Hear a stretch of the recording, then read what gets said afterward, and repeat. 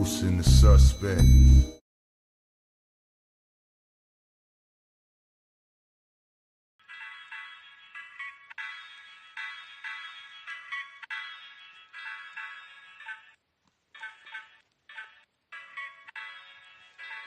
Yeah.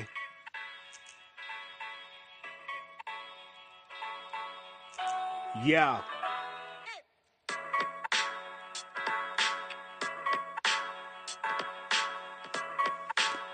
You know the deal. Judah Ben.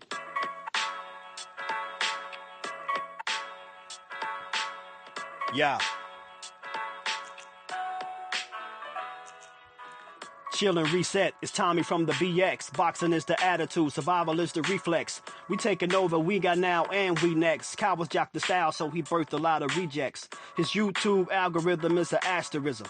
You can tell cowards fake from their mannerisms. They all settle less. Chromosomes double X. If you try to cross time and you in trouble, yes. Cats begin alive crying on the internet over their opinions. Faggot, I ain't into that. He got a catalog of long, deep interviews. That's the resume when you deal with Mr. Dillamouth.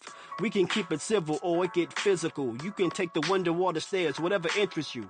Chime in, cause you might learn a thing or two. Mr. Dillamouth knocking out your wisdom too. Yeah. Yeah.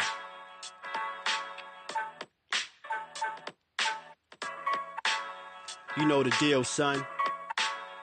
Judah Ben. Tommy from the Bronx. I had to spin the block again. Word 'em up.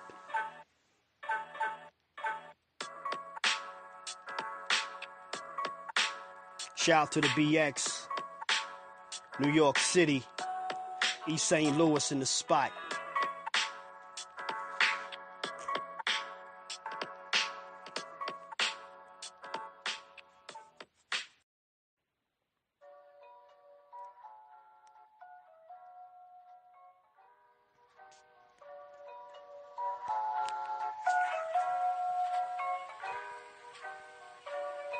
Yeah.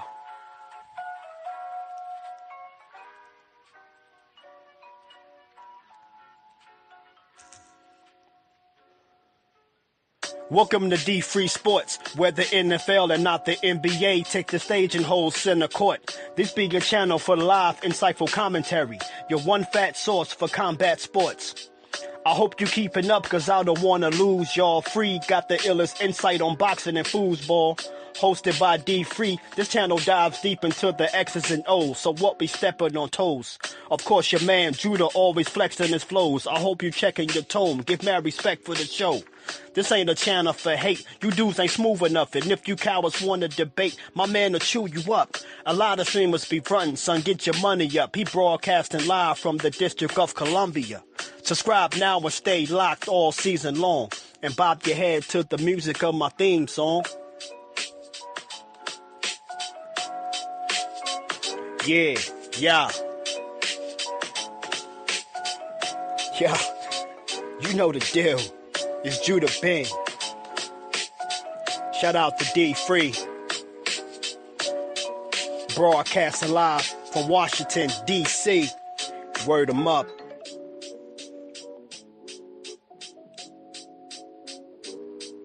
Yo, tune in. He going live.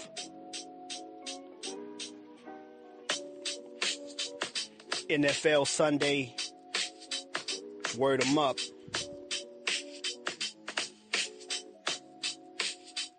Yeah.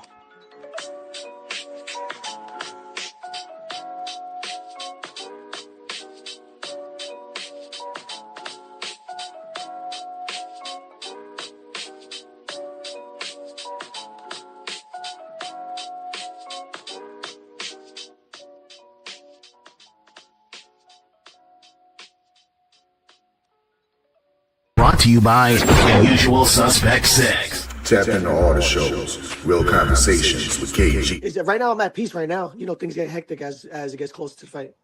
Okay. Do we got a fight? Yeah, I fight April 10th at the Prudential Center. Bullshitting on the Beltway with Supreme Beast Boxing And now Talk. the co is the main event. So That's the way I look at it. That's my philosophy.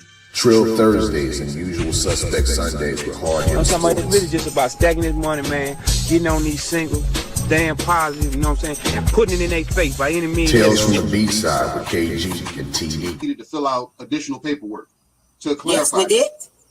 Yes, we did. That is the paperwork that you see there. An Okay. open mic featuring you. That was a close fight. He got dropped a couple times, but I thought he out. We do not care. Wow.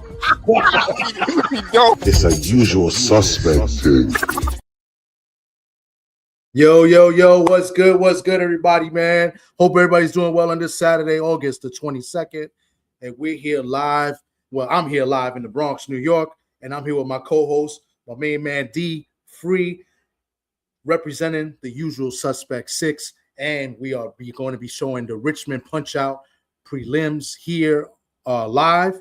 Right now, I'll just share it with you right now. Not much going on, so that's it. We are going to show the first couple fights of this pay-per-view. It is here live, as you see here. Nothing going on now, but we're going to talk a little boxing right now. And, you know what I'm saying? And, guys in the chat, you guys can converse with us as well, you know what I'm saying, as we go along, you know what I'm saying? And then, we'll do a play-by-play of the first couple fights here. But basically, we all here for that, Natasha Spence versus, Precious McCray. That's the big fight for the WBA, I believe, WBA International Super Welterweight title. Natasha Nightmare Spence from Canada taking on Precious Harris-McCray from Brooklyn, New York, by way of Seattle, Washington. So that's the big fight tonight. We won't be airing that fight, so we encourage you to go ahead and buy the pay-per-views, $25. We share, the link is in the chat. I mean, not in the chat. The link is in the description, and we in the intro we was playing. Where you can go to not subscribe, but to go in and buy the fight itself. You know what I'm saying? But so right now I'm going to take it off the screen right now, and I'm just going to introduce my man D Free. And 1 second, D Free, before you go ahead, it's been a while, so it's safe to say that our luck has officially turned around, guys. We are back, baby. We are fucking back. We're back. Yeah. Classic. We are back. We are back. We are back. What's good, D Free, man? How you been, bro? I've been chilling, man. What's going on with you? Chilling, man. I've been busy, life's been lifing, you know what I'm saying? Busy with work, a couple things going on, you know what I'm saying? And we'll be back on this this content pretty soon. We got football season about to start, so we'll be going and we're going to be doing our football talks, me, you, and a few other guys, from STN. And then we'll get our boxing talks as well. But, it's just been busy, you know what I'm saying? So, but today is a good day. We got, the Richmond PunchOut today, and we got Teofimo versus Rolly tonight, So we've got a busy Saturday night, you know what I'm saying? So, Yeah. But yourself, man, how you been? Man, I've been good. I mean, ended up having to buy a new vehicle a couple of weeks ago. My other vehicle kind of went out on us, and I got tired of dealing with it, so I went out and bought another vehicle. Okay. But other than that, I've been chilling, been sitting back, watching these people lose their mind about these fights that's not happening, things like that. And I mean, this is the sport of boxing. You're not going to always get what you want. And the fighter that you root for is not going to always please you in everything that they do. I mean, you gotta accept it. These guys have their own career and their own path, how they choose to use it, how they choose to go about their career. That's their job, that's their business. I mean, I think a lot of us, as far as fans of the sport, and some of us fans of the fighters, we get a little caught up in thinking everything that we want done is going to go the way that we want it. But it's not us that's getting in that ring. It's not us that's signing our name to that contract to get in the ring and fight these guys. So you gotta take that in perspective when you're looking at these fights that's not happening, and in fights that we think should happen, it's not happening. So I mean, I just seen a lot of people out here doing a lot of capping and a lot of making a lot of excuses for guys that they don't even know. Mm-hmm. And you don't know what's going on. it's basically fans being fans and then somewhat fanatics. And fanatics, you know, and what fanatics do is they fall in love with fighters, bro. And that's what I've been kind of preaching the last few times I've been up here doing content, whether it's on this channel, your channel, Usual Suspect 6 channel. Is like, stop falling in love with these fighters, bro, because they don't care about you. You know what I'm saying? And they're gonna do something that's gonna disappoint you at the end of the day. You know what I'm saying? When you fall in love with these fighters, and that's what we're seeing. That's what we're seeing. You know, years ago it was the Tank Davis fans. You know, and then now we got more of like the Shakur fans, and then more recently the Devin Haney fans, and it's okay. It's okay to root for your favorite fighter, but some of the comments that I see in some of these chats and content creators' lives, it's just diabolical, bro. It's just crazy. You know what I'm saying? And let's let the fighters do what they got to do, and let's talk about the fighters that are in the ring making things happen. You know what I'm saying? And let's build up these fighters. People are so quick to tear down fighters rather than build them up. You know what I'm saying? So, I mean, Devin Haney and Shakur, I love them. I think they're great inside the ring. I think they possibly could be number 1 and number 2 pound for pound. It's debatable. It's very debatable. And there's a good argument to say yay or nay on both sides. You know what I'm saying? But the outside the ring, I don't know. I don't know what's going on. They say some things on Twitter. They say some things in interviews and, in their teams and stuff like that. And it's just stuff that you cannot defend.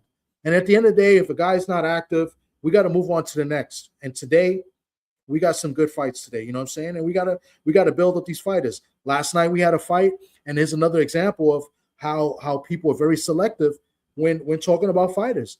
Amanda Serrano, who I'm a big fan of Amanda Serrano. I think she's an all-time great female fighter. She's been in the sport for about 18 years, 37 years old, and she had a stinker last night.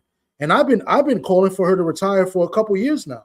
You know what I'm saying? I just don't think she should be fighting anymore. I've been doing that as a fan. But you have these other people that come up here that don't even talk about the good that she does. She had 2 fights before.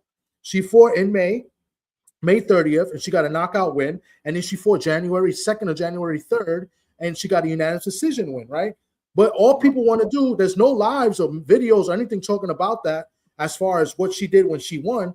But if you go back to when she lost to Katie Taylor, it's like they talk bad about her. And then obviously the video's coming out today. Oh, don't compare her to this girl. Why do we always got to compare to somebody else after a loss? And that's what I'm talking about. These fans are just ridiculous. Like they all they do is hate. They'll make it look like they want to praise and defend fighters and build up fighters and say they're supporters of the sport where they're not. You know what I'm saying? All they want to do is tear down fighters and look at the bad of what they do. And I just think that's just insane. Yeah. I said that earlier today. As far as Amanda Serrano, I'm a huge supporter of Amanda Serrano. I won't call myself a fan because I'm a fan of the sport. I don't call myself a fan of the fighters. I call myself a fan of the sport. I'm a supporter of the fighters. And I said that earlier when I was on Cam J's channel earlier today. I said I think it's time for Amanda Serrano to hang it up because what I saw in that fight, I saw a lady that didn't look like she had her legs under her. And if anybody was watching that fight and they watched Amanda Serrano when she was in the back room, she was getting her legs massaged before she came out. And I'm like, she didn't look like she had her legs up under her. I think Father Time is starting to show himself in Amanda Serrano's career. And it's about time for her to hang it up. I mean, I know she wanted to go out there and get the record, but I mean, sometimes it doesn't go your way. And I think that fight was a lot closer than what the judges had it. I wouldn't have been mad with a draw. But I mean, this is the sport of boxing. You're going to see things different than other people see it. I can't say what the judges saw was wrong. I'm just going by what I seen on TV. And the judges have a different view than I have. I'm able to see every angle. The judge on one side only could see from one angle. A judge on another side can only see from one angle. So they don't have the luxury of being able to see it every angle like I am. So I saw it a lot closer than the judges did. But at the end of the day, she's had a hellified career. There's no other female in the sport of boxing today that can say they had 50 fights. and they only had 4 losses and 1 draw, and they had 32 knockouts. There's no other female that can say that. So whether you say you can't compare her to such and such, you can't compare anybody to her, because nobody else in the sport of boxing has done what she done. So she's an 8-division champion. She's a unified champion. She made more money in the sport of boxing than any other female. So I mean, there is things that you could say for Amanda Serrano that you can't compare any other female to her as well. So I just look at it from both perspectives, and like I said, as a supporter of Amanda Serrano, I think it's about time for her to hang it up. She might go out there and try to get that knockout record in one more fight, but I think I heard her say in an interview earlier this year, maybe a couple of weeks ago, that 2026 was going to be her last year. So she might try to get one more fight in and try to get the record, but I think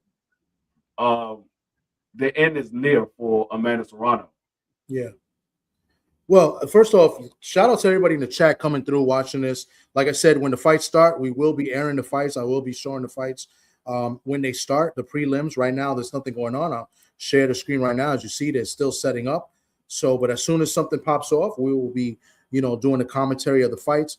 But back to, Amanda Serrano. And like I said, salute to everybody in the chat. My man, DP Rocka, 2 Cents Boxing. Pedro, my man, Pedro's in the building as well. And he says, man, are you Miss Serrano's PR person? Well, let's get back to it. Let's go to it. So everything you said, D-Free, I'm in 100% agreement of what you said. She is. But let me put out some facts out there that some of the haters and some of the people that tear down the sport forget to point out as well. She's 50 wins, 4 losses, right? 3 losses to Katie Taylor, where she moved up 2 weight classes to fight. And 2 of those fights, she arguably won, and they gave her the loss. She's got 1 draw, 32 wins by way of knockout, right? She's been a pro since 2009. 2009, that's about 17 years as a professional. I heard a content creator earlier today, somebody that I have a lot of respect for, but he's been a little shaky when it comes to the support of these fighters, criticize and say, hey, she's not old. She's only 37. We've seen Bud Crawford do this and that. There is no fucking comparison between men and women and between the pools that they fight in. That the women's is a much smaller pool, right? And she's been a professional for 17 years. And may I add, she's also did martial arts and MMA as well. She's got professional bouts as well. There's a lot of mileage on that little body of Amanda Serrano. And this is not me making excuses. These are just the facts. And listen, before this fight, I said that she shouldn't be fighting anymore. She should not be fighting, and that they trying to get this record and it's watered down. I compared the record to Strahan getting the sack record against the sack record against the Packers when Brett Favre laid down for him to get the sack. It's a watered down record. You know what I'm saying? It looks good. It looks nice, but at this point, I don't think people really care about that. You're already established. You're already a Hall of Famer. You're already an all-time great, not an all-time great female, an all-time great fighter in general, and an all-time great Puerto Rican fighter, probably the best Puerto Rican fighter, period, as far as accolades and accomplishments. So, this knockout record, to me, it means nothing. And you know what I'm saying? To me, like, you already established, you feel me? And you know what I'm saying? Like, she said after the last night's fight that she had 1 more fight. I don't even want her to have that 1 fight. I don't. I think she needs to she's done enough. She's promoting fighters. She got fighters to promote. She needs to take a back seat, promote the fighters. She's still a big name in the sport where she can sell and help these fighters grow. She doesn't need to do anymore.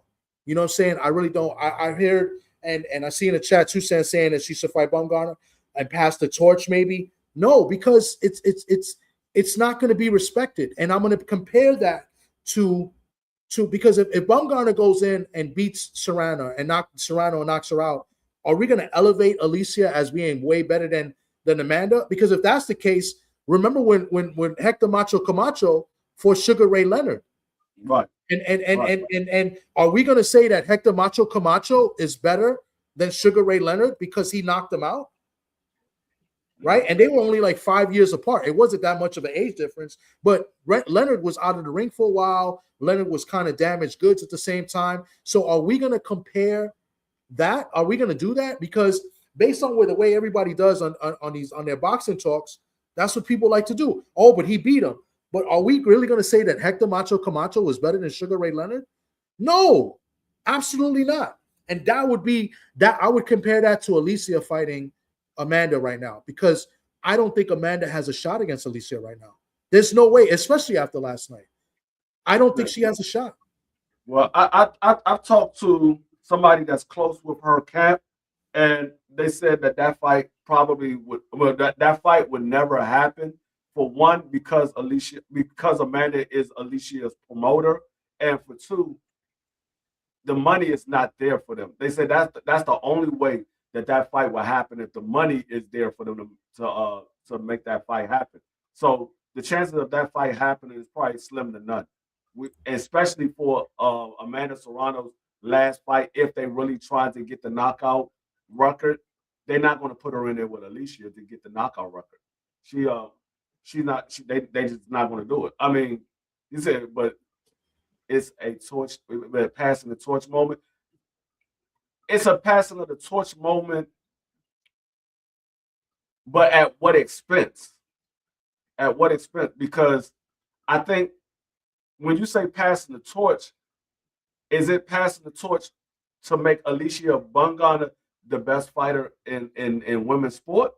Because people still want to look at Carissa Shields.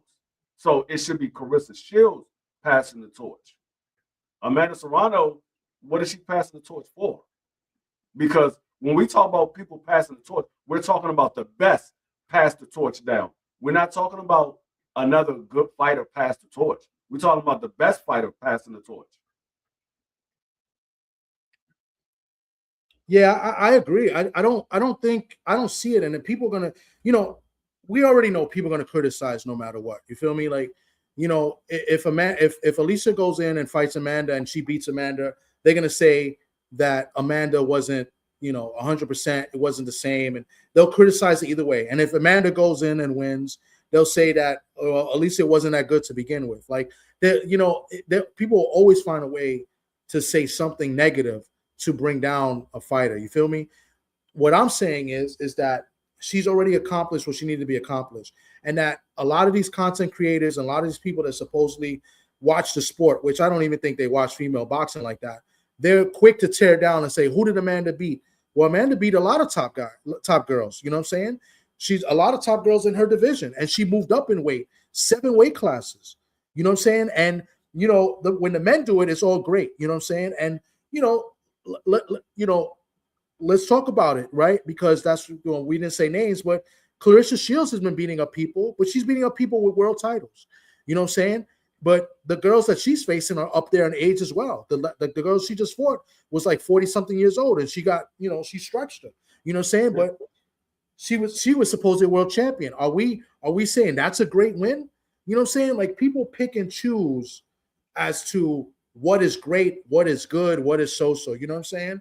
It's just, I don't know, man. I just think, we need to be more consistent. Like, that's why I said I don't personally think Amanda should keep fighting, and I've been saying it since the second Katie Taylor fight, right? I didn't even want her to fight the third fight. You know what I'm saying? So I don't know. I think I'll drop the link for a little bit. I'm sorry, D3. I'll drop the link for a little bit. Once the fights start, we're gonna call the fight. So yeah, we're gonna do positive. So I'll definitely drop the link. We'll keep the conversation going. Hold on one second. Everybody's welcome to come up and speak. Go ahead, D3. My bad. No, I'm gonna say I think there's other ways of passing the torch. Like, she can literally get the torch passed to her by Amanda Serrano fighting as the co-main, and Amanda Serrano let her be the main event. I think there's multiple ways of passing the torch. It doesn't necessarily have to be a fight, because I don't think it'll be an entertaining fight if Amanda Serrano gets in there with Alicia Bungana. Based off of what I just seen last week, yesterday. I'm sorry. Based off of what I just seen yesterday, I don't think it'll be an entertaining fight. I think it's more so it was almost like what people was expecting to see last night. they was expecting to see Amanda Serrano go beat this girl easy and the fight be over with. And they will say, "Oh, well, that was an easy knockout on her record to get the record." So I don't know. I mean, I'm different. I hear you. Salute to my man Supreme Beast Boxing, aka Cadillac Red, in the building. Salute to you, bro. And 2 cents. What's good? Salute. What's up? I just was hopping up here real quick because I'm doing a fight party tonight too. Okay. And Rosie better win because they're gonna troll me for weeks if he don't. But the thing about Serrano, I didn't know Serrano was Alicia Baumgartner's promoter, and the reason why she's not. No, I thought you said she was her promoter. No, she's promoting other fighters like Rosado. She promotes her, and she's got a couple other fighters that she promotes. Yeah. Chris. Why can't I get her? Crystal Rosado? She promotes. Yeah, she's like that. She's like the AR with MVP because she does have the partnership with MVP, but she's like an AR. She finds the talent and bring them over to MVP.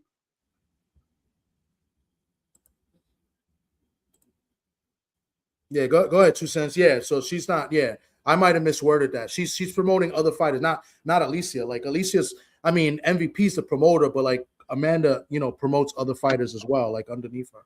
You know what I'm saying? So. Oh, this is what I was saying. I just think the way I'm thinking about it, right? I get what y'all saying. I don't disagree, but I'm just thinking like you got Alicia Baumgartner. Because I feel like Baumgartner is like missing her moment right now. We need more than quote unquote one face of women's boxing. It can't just be Clarissa, and we already know Clarissa and Baumgartner. They can beef to continue to bring attention and eyes to themselves and to the sport, but we all know they never gonna fight. So Alicia Baumgartner can now step into people are already calling her the face, but now it's time for her to get these fights because she got big fights that she could make so she can get the eyes and start to get the following and getting the people showing up at her fights. And I think her fighting Amanda Serrano would just, that'll be like a big moment for her. And it'll because there's a lot of eyes on Serrano already. So then she'll, I guess, kind of like pass that following on to Baumgartner theoretically, right? But I think Baumgartner needs to do she has the momentum, she has the attention, but what is she going to do with it? Like she's not doing anything with it. I heard she's supposed to be announcing a fight soon, so hopefully it's a good competitive fight that people want to see. But like, when is she gonna go to 35? Like what is she gonna do with this momentum and the attention that she's getting right now because of just what's going on with women's boxing, the big event that Clarissa just did, and all of that. So that's why I'm like, yeah, they should do the fight to pass the torch. And the thing about Serrano being 37, women do box up, and they box older than the men do because a lot of women boxers don't start till later in life. So Amanda Serrano being 37, I get it. She has been boxing for 17 years, but I think that maybe she still could do a few more competitive fights. I think she may have a few more in her. Y'all don't think so? No. After what I saw yesterday, she don't. Her legs is not there anymore. Like I'm used to seeing Amanda Serrano box around the ring. Amanda Serrano was just standing there. Yeah, she was just standing. That's not the same Amanda Serrano that I'm used to seeing. Like even if you go back to a couple fights ago, the fight with Katie Taylor. She moved around the ring a lot more than she did last night. So I don't think she can. She will still be competitive because that's the spirit that she has and that's the heart that she has. But would it be an entertaining fight? Do you think last night was an entertaining fight? I was just about to ask you that. It looked entertaining to me. It wasn't looking the best, but it was entertaining. You don't think so? It was all right. I mean, it was okay. It didn't look. Amanda just didn't look right. Her legs look bad. She just looked old and slow. You know what I'm saying? Yeah. Even the way she was throwing her jab, she looked old and slow. What class was she at? You think she need to move up? I think she just needs to quit, bro. I just I'm serious. Like I've been saying it since the second Katie Taylor fight. She's even when she speaks, it seems like she's slurring her words a little bit too. Like I think she's taking a lot of damage. She's got a lot of miles. My man Supreme Beef Boxing says maybe Amanda should have focused on who she was fighting instead of being all up in the videos, hating. You know what? You're right. I mean, but that's a little petty back and forth that they got, because they've been kind of doing these petty back and forths for a couple years now. But I don't agree with it. But I mean, fighters do what they want to do. I think it's good for the sport. Yeah, I think it's good. I think because it's showing women being competitive, they're going back and forth. I don't know why people be all up in arms about it. Like, yeah, you know what I'm saying? Like, what do we? This is what the sport is about. Yeah, it brings more eyes to it, because I mean, if they didn't do it, people wouldn't be talking about women in the sport of boxing. They'll be talking about the men every day, all day, like they do already. The only time they really talk about women is when there's a fight coming up. But I think you need some type of beef between some women so you could bring up the women, because if there's nothing going on in the women, like Gabrielle Frendora, she's a hell of a fighter. Nobody talks about her until it's time for her to fight. She's a hell of a fighter, but ain't nobody talking about her. Ain't nobody talking about Carolina Dubois. She's a hell of a fighter. So there needs to be some type of beef between these women, because nobody pays attention to the women like that. Well, I agree with the men clearly love talking about the women in their drama. They love it. You know why I think the men do that, and they talk about, because I think women's boxing, you get a more chance of them fighting the best. I think you got a better chance than the men do. I think that's just that's why I see they might do that. I can't speak for everybody, but I think maybe that's what it is. Like my man 903 says, Alicia needs to go up and fight Caroline. I agree, or at least move up and fight somebody at that weight. She's already accomplished everything at 130. You know what I'm saying? I think she needs to move up to 135 and build up the fight with Caroline. Listen, I still think she beats Caroline. I think Caroline's a little bit too green right now. I don't think she's quite ready yet. I think eventually Caroline is going to be a monster. I think, she's improving. But right now, I think Alicia wins. But at the same time, Alicia should move up and fight those girls at 135. There's some good fighters at 135. It's looking like she don't want the smoke, TD. Yeah. And from what I've been hearing from a lot of people, I mean, TD heard it as well.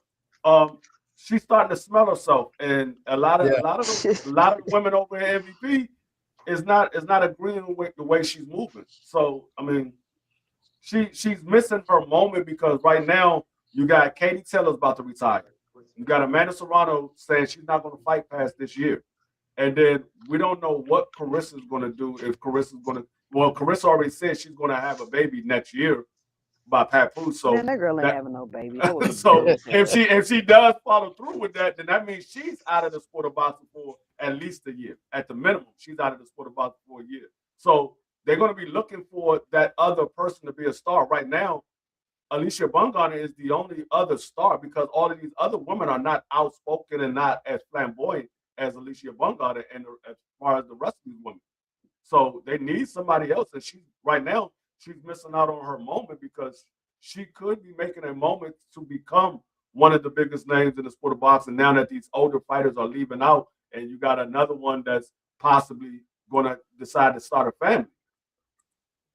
Yeah, listen, when it comes to Alicia, I think Alicia is good, and I think she's talented, but she doesn't come close to being that star that she thinks she is right now.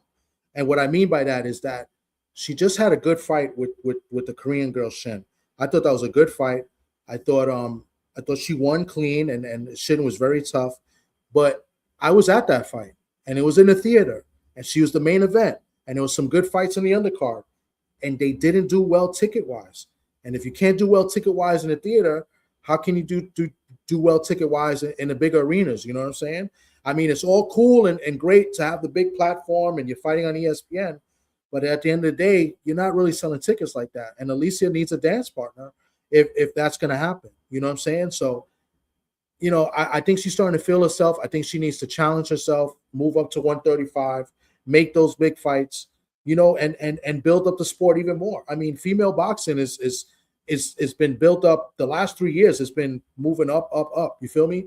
And now all of a sudden, these fighters are getting a little bit complacent at where they're at. You know what I'm saying? They can still make big fights. You got Michaela Mayer and Cameron, they're fighting next week. That's a big fight. That's a huge fight. I think that's a 50-50 fight. I would edge it a little bit to Michaela Mayer, but Cameron is good. And if Mayer wins, Mayer and Clarissa Shields is a great fight after that. And I think Mayer could give Shields a good run for her money. She's not beating Shields, but still, that's a fight that people would pay to see. You know what I'm saying? So Alicia's got to do that too. She's got to, I know Clarissa says some things here and there, and people don't like, what comes out her mouth sometimes. Me, I don't have a problem with her because, I have little biases here. And one of my biases is if you talk to me well and you don't disrespect me and you treat me like a regular person, then I'm gonna treat you with respect too. And at least and I met Clarissa twice and she's been mad respectful, mad cool. So I'm not gonna go and clown her, you know what I'm saying? But give the girl her credit. She's went up in weight and down in weight. Now I know the competition is not the same as with the little girls and the younger girls. I know that. But at the same time, moving up in weight and coming down in weight, that's no easy task. And I thought she looked great for somebody that lost like 20-something pounds to fight at 160. I thought she looked really good. You know what I'm saying? And not a lot of people are giving enough credit for her just getting in shape for the fight. Forget about the opponent. Just talk about how she looked coming down in weight. And I thought she looked really good. And I don't think people realize that fight was about the event. Like that was a showcase fight. You know what I'm saying? That wasn't like because she's talking about fighting Michaela Mayer next. So I think that fight was more so about the event. I feel like that was her crossover fight. Like she really, stepped over into the superstardom with that event. That's what I feel like. Yeah, the Alicia. I thought Mayer beat Alicia, but it was very close. I thought it was very close. It could have went either way. I scored it for Mayer in that fight, but Alicia never ran it back, and obviously Mayer's a lot bigger now. But I had Mayer winning that fight. Very close though. Yeah, I mean it is what it is. I mean, but yeah, she definitely needs to have an arch rival, at a lower weight class that she can fight, because she's never going to be able to get that fight with Clarissa Shields being as small as she is and Clarissa being as big as she is. They're never going to make that fight happen. I'm gonna put the sound on this. It looks like the fights might start. Let's hear it. Let me hear what they're talking about. Hold on. Is it? Let me know if y'all can hear it. All right, y'all. I'm about to hop off. I got to get ready for my fight party. All right. River City has always been a fight Thank town. you. Appreciate it. For generations, Richmond, Virginia has echoed the sound of leather hitting the canvas. From legendary battles of local icons to the packed neighborhood gyms to electric nights I'm gonna make the screen a little bigger. Preceded, that has proved that Richmond's heart beats red, white, and blue-collar steel. This rich tradition didn't just happen, it was forged. And tonight, we carry that torch forward.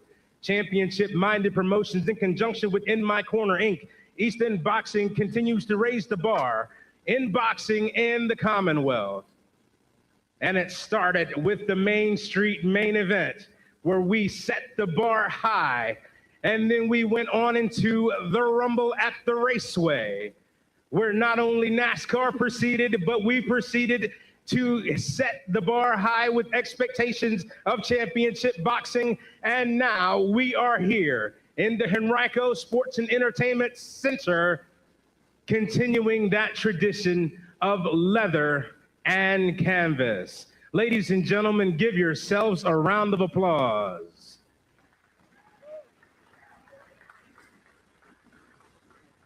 Before we begin, we'd like to honor a special guest in the house tonight. Miss Khalila Ali, the wife of Muhammad Ali, is here in the building tonight. Please give her a big Richmond welcome. Now, ladies and gentlemen, the next time you see me, it will be fight time. And we have some electric fights on the card tonight. And we have 2 championship belts that will be fought for right here in this very ring. So DJ Reese, take it away. That man sound like Big Drop Drake. Let's see. So it looks like they're gonna start. Let's see who they starting out with. I have the fight card, but I don't know what's first, second, third. So so as they come out, I'll figure it out and I'll put it on the screen. But there's 5 fights. We know the main event is Natasha Spence against Precious Harris-McCray. But I don't know what the leadoff is. Who's the Ricky Henderson? Who's the leadoff hitter? That I do not know. Yeah. Well, we'll see.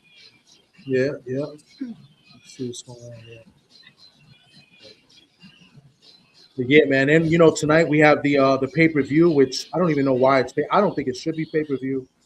Rolly Romero versus Teofimo. I don't think that's a pay-per-view. I don't think the card should be pay-per-view, but we have that later on tonight.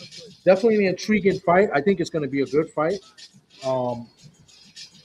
I'm picking Teo to win an upset. I think. Well, actually, Teo's the favorite in this fight. The last I checked. He's the favorite. Yeah, he's the favorite. I like Teo to win. A lot of people think Rolly's going to stop Teo. If that happens, that'll be great. I mean, I think Rolly needs to win by knockout to elevate his name. He hasn't been in the ring in a while. Salute to my man KG. Actually, KG is in the building. He's literally in the building where we're watching right now. I don't know where, but he's there right now. Salute to my man KG. Actually, I think Rolly, to elevate his status, I think he needs to outbox Teo, because everybody is picking Rolly to win by knockout. They figure if Rolly's going to win, it's going to be by knockout, similar to what they did with the Ryan Garcia fight. But if he can go out here, outbox Ryan Garcia, and then turn around and outbox Teo, that actually elevates Rolly Romero. That elevates him more than just going out there and stopping Teo, because people already suspect Rolly as the bigger puncher. If he lands the shot, Teo probably can't take it. That's what they already suspect. So I think if he goes out here and he outboxes Teo, that elevates him a lot more than just knocking Teo out. But I did pick Teo in a close fight. I picked him for a split decision because I do think Teo is a better boxer than Rolly. But I wouldn't be surprised if Rolly wins this fight, because Rolly has gotten better being under Ishmael Salas. So I'm rooting for Rolly, but I picked Teo. Okay. I don't know who to root for. I mean, I'm picking Teo, but honestly, I don't know who to root for. I think I'm rooting for Teo because I'm picking Teo, and I just feel, we spoke about a little bit about Devin Haney a little bit earlier as far as, the fights, and, he can't seem to get a fight. I know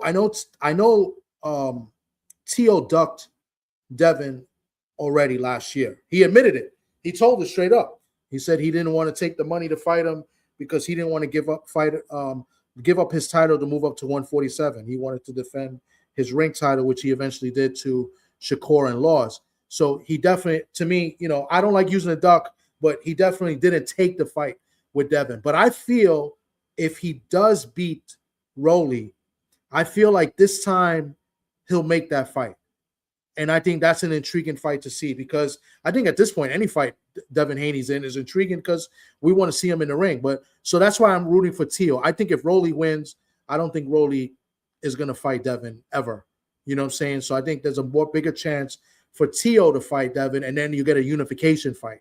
Whether you know what I'm saying? So yeah, I think if the situation presents itself for him to fight Devin, I think he's in a better position to take the fight, because when the fights were being offered to Teo before, he was in a position where he was an employee of Top Rank. Now he has a promotional deal with DAZN, so all that money is coming to him. He doesn't have to pay a promoter. He's in a better position, so he can negotiate the fight the way he want to negotiate the fight. So I think it's more of a chance that the fight can happen now than it was when he was under Top Rank, because of the money aspect. Yeah, I could see that. Yeah, and supposedly Devin is with DAZN too, right? That they didn't announce any particulars, but supposedly he signed to DAZN just like Teo. So that's another reason why I feel like if Teo wins, it's a better fit to get closer to a unification and maybe closer to undisputed at 147. Because at the end of the day, we want champions to fight champions. You know what I'm saying? And that's not happening at 147. And 147 has always been one of the premier divisions in all of boxing. after heavyweight, because heavyweight's always going to be number one. Even during the dead area with the Klitschko's at heavyweight, heavyweight is usually number one. But welterweight, I felt was like either number 2 or number 3. Sometimes middleweight used to be premier, and middleweight now is kind of like, you know what I'm saying? So Right. that's all I want to see. I want to see the top guys fight, and I want to see the younger guys get their opportunity. But there's no action at 147. None. I'm waiting to get confirmation on Devin Haney being signed to the zone, because I still haven't seen any confirmation of that. Not doubting that he is, just haven't seen any confirmation of it. Because when they signed T.O., they came out right away, and then T.O. ended up getting the fight with Rolly shortly after. So I don't know. I mean, if Devin is signed to the zone, why hasn't he had a fight made yet? This man literally hasn't fought since November of last year. Yeah, we about to be in November in a couple of months. This man has been out of the ring for a whole year. Well, I'm glad you brought that up, D-Free, because I got the counter. I'm always ready for this, right? Because this comes up all the time. So you ready for this? Here we go. Drum roll. I think we have it on StreamYard too, but fuck it. It's been 273 days since Devin Haney has been in the ring. 273 days. That's 39 weeks. 39 weeks, bro. That is insane. And you know what? Today is August the 22nd. He fought on November the 22nd. Yep. Right? So that would mean it's been 9 months. The 12 months in a year, 9 months. September, October, November. 9 months since Devin Haney has been in the ring on the dot. Yeah, on the nose. Insane. Literally 3 months away from being out for a year. What's going on, odd fella? Salute to my odd fella who is also in the building. And when I say in the building, I mean he's in the building. He's there. He's somewhere there. I can't see him right now. I thought I saw him walking around a little earlier, but he's there. That's him right there. That's him right there with the ball head. That's him right there with the ball head. That's him. Wait, who? Say with the ball head. That's him right there with the ball head. That's him. I think he had a hat on. He had a hat on. You know what I'm saying? But I think I saw him earlier. But yeah, but shout out to man, our fella's in the building. I believe he's going to be doing commentary as well. So there you go, right there. There you go, right there with his back to us. Yeah, that's him right there.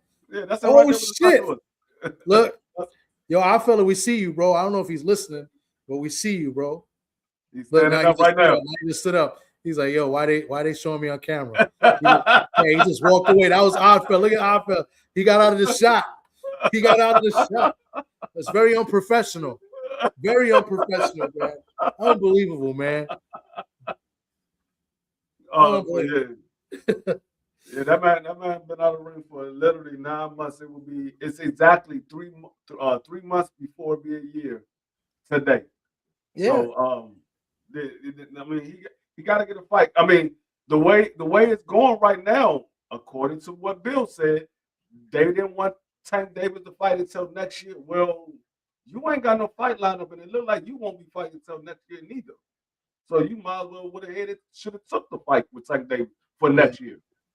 But let's be real. I don't think we should even be talking about Tank Davis either. He hasn't been in the ring in like 2 years. Like I mean, not 2 years, but much longer. You know what I'm saying? He hasn't got a win in 2 years, and he's a little guy. I don't want to see that. Listen, Devin Haney. As much as people will call me a hater or Devin Haney hater, Devin Haney is the best welterweight fighter right now, in my opinion, at 147.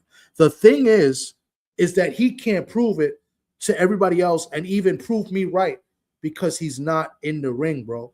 I'm not discrediting what he does in the ring because, like I said, number one, baby, in my BFTV voice, number one, he is. He's the top welterweight without a shadow of doubt. I got him over everybody.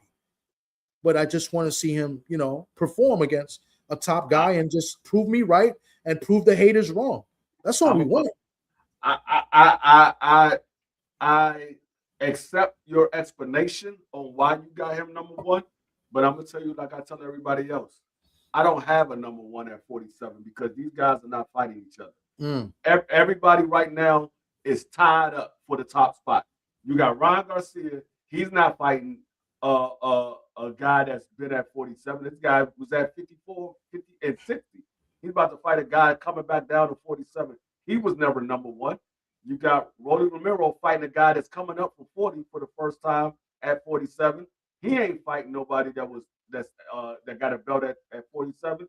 You got Devin, he ain't fighting nobody. And then you got Liam Powell, who's in talk of fighting a guy moving up from 40 as well that never fought at 47. So I got everybody tied for number one spot. I don't know who's number one. I would say I have Devin as the favorite, but I'm not giving nobody the number one spot until they get in the ring and mix it up. I'm not giving anybody anything. You earn what you get. I hear you, and I think I think you make good points, but I think with you making your points, I think it kind of proves that Devin Haney is still number one because Ryan beat Barrios, but he didn't deserve that shot, and now he's fighting a guy that hasn't fought a welterweight in years, like you mentioned. Rolly's fighting a guy that's moving up from 140 who just had a loss in his last fight. Liam Powell, we already seen him lose to Hitchens at 140, and now he's moved up and he beats a guy that we really don't know anything about, and now he wants to fight a guy that has been stopped in like 3 of his last 4 fights or something crazy like that, you know what I'm saying, or has lost 4 of his last 5 fights in Cambosis. I mean, listen, all we want, or at least all that I want, is we want the division to be a little bit more active, and until it's active, I can't really speak about it. You know what I'm saying? I'd rather speak about other fighters and other fights that are taking place. You know what I'm saying? And that's why I would hope, I feel like, in my opinion, I feel like if Tio wins, I think we'll get a better possibility of a unification with Tio than with Rolly. You know what I'm saying? I think we'll definitely get a unification. I don't know if it's going to be with Devin, but I think they're trying to line up Ryan Garcia. He gets past Conor Ben, the winner of Tio and Rolly. So I think they're trying to line that up next. So I think we do get a unification. I just don't think Devin is in the mix with that, as far as Tio. Or, we know he's not in the mix with Ryan because they took Ryan off the goddamn list that they just put out again, the new list that they put out. They took Ryan off the list.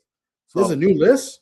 Yeah, there's a new list. Ryan is not on the list. They got Shakur number 1. They got Keyshawn Davis on there. They got Jack Catterall, Liam Powell, Tiger Johnson. Who else they had on the list? It was a couple of other guys, but Tank Davis wasn't on that list. Ryan Garcia wasn't on the list. Jerome Bucenis, I think Jerome Bucenis is off the list as well. I think Jerome Bucenis. Go figure. I think. I'm not 100% sure because I know Cam J got the actual list, but yeah, they put out a new list. And unbelievable. I'm trying to figure out why do you have Keyshawn on there when Keyshawn just ducked you? Yeah.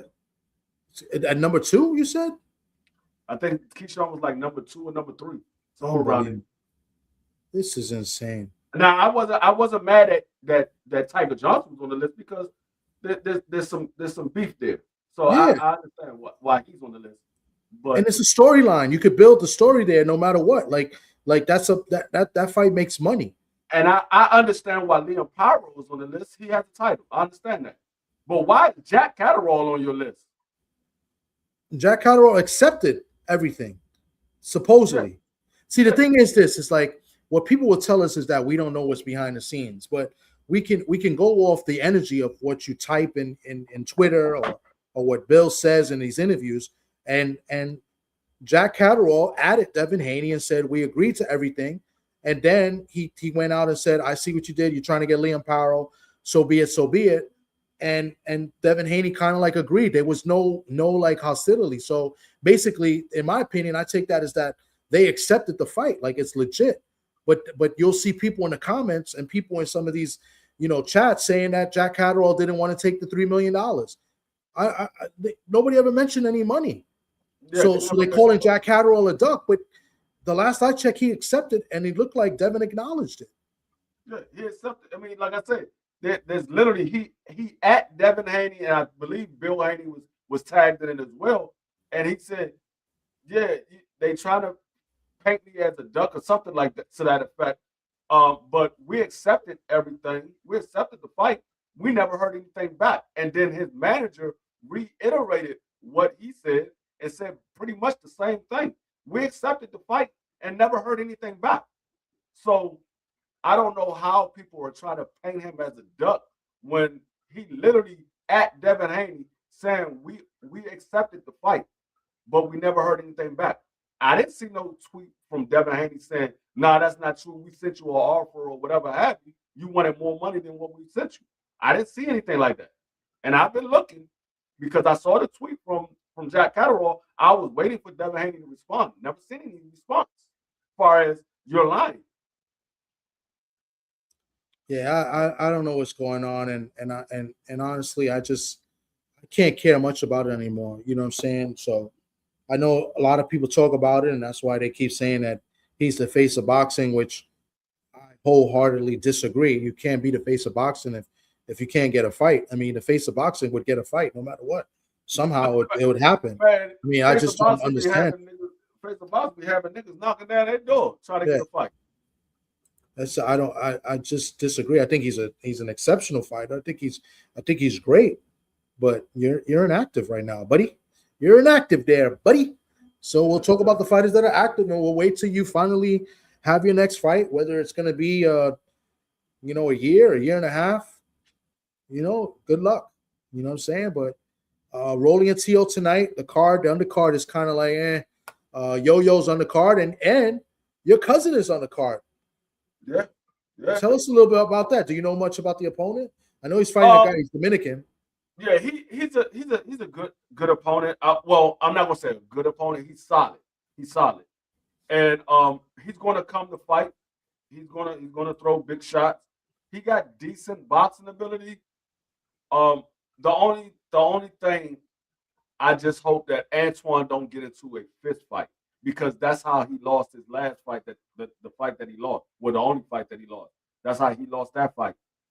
Because he got into a fist fight instead of boxing, doing what he does best. He got fast hands, he got good footwork, he got decent defense. Use that. Use your ability to your advantage. Don't go out there and fight the next man's fight. Don't make it easy on the next man. Make it much harder on them. It's already hard enough. They got to deal with your hand speed. They got to deal with your footwork. Make it even harder. So I think it's going to be a good fight. Like I said, I picked Antonio in a split decision because I know at some point he's going to get into a fight because that's his demeanor. That's what he does. He can easily win this fight on the outside, but he's going to get into a fight because that's the Russell way. They don't back down from anybody. That's what they do. They if you punch them in the face, they coming back to punch you in the face. So I know at some point it's going to get into a fist fight, and we're going to see Antonio get touched up with shots that he shouldn't get caught with. But I still got him winning. I think this is going to be a good fight. It's going to be a very entertaining fight. But I don't think this dude is going to be that difficult that Antonio can't figure him out. Okay.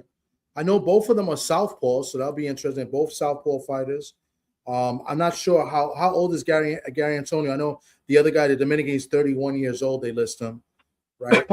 Antonio is. I tell you in 1 second.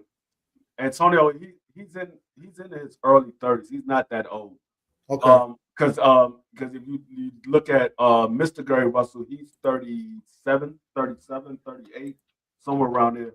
So Antonio is a few years behind him. He's not right behind him. He's a few years behind him. Antonio is. They don't even have his age up here. Yeah, they don't. I was checking. Yeah. I'll put it up. I'll pull up his his Instagram, because I know he got it on his Instagram. Yeah, Victor Santillan, Dominican Republic, from the Dominican Republic. He's 30. No, that's Antonio is 33. 33. Antonio, okay. Yeah, he's 33. That's what I say. He's a few years behind him. He's not right behind him, but he's a few years behind him. Okay. Yeah, Victor's 31, 16-2. Southpaw boxer, 7 knockouts, not really a big puncher. Super bantamweight is where they fight. Gary Antoine, he's 21-1. He's got the one loss. I was at the fight that he lost. He was on the Deontay Wilder undercard. On the Deontay Wilder versus Hellenius undercard in Brooklyn, New York. He lost to Emmanuel Rodriguez. in a technical decision loss.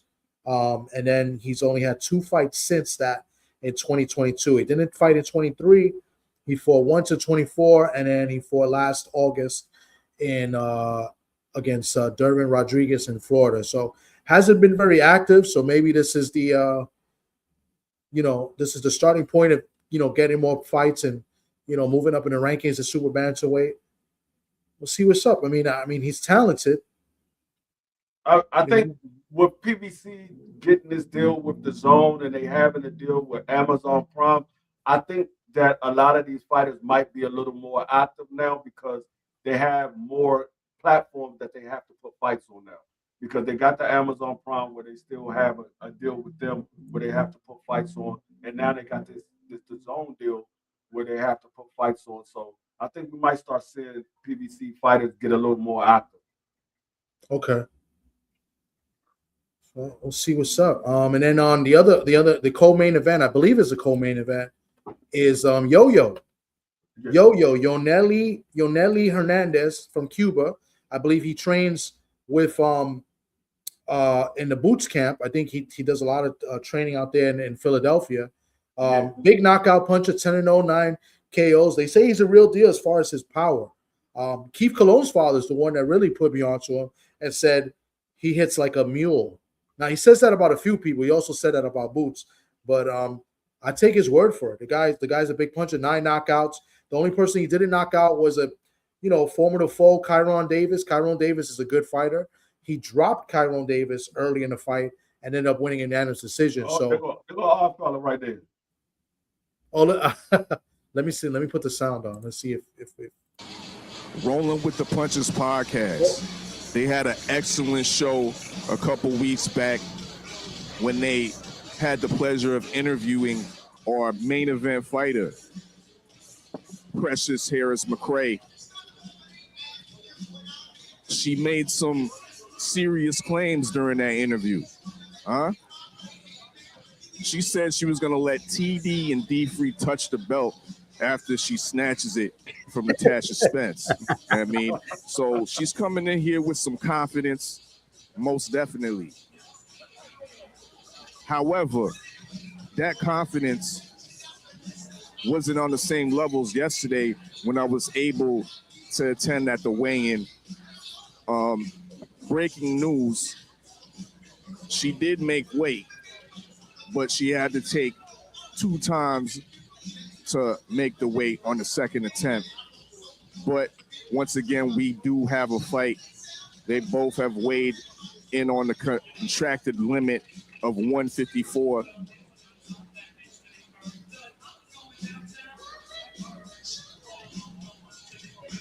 We also have on the card the Canadian Cruiserweight World Boxing Federation champion in Henry Stewart.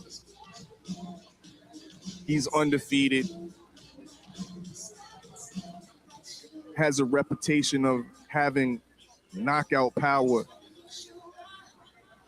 He's fighting his best opponent to date, and Francisco Ruiz out of Mexico. So we definitely are going to see what it do. Once again, Henry Stewart, a fighting man from a fighting family, the Stewart clan. And we know what it is when you have a fighting family and a fighting man. They are always ready to fight.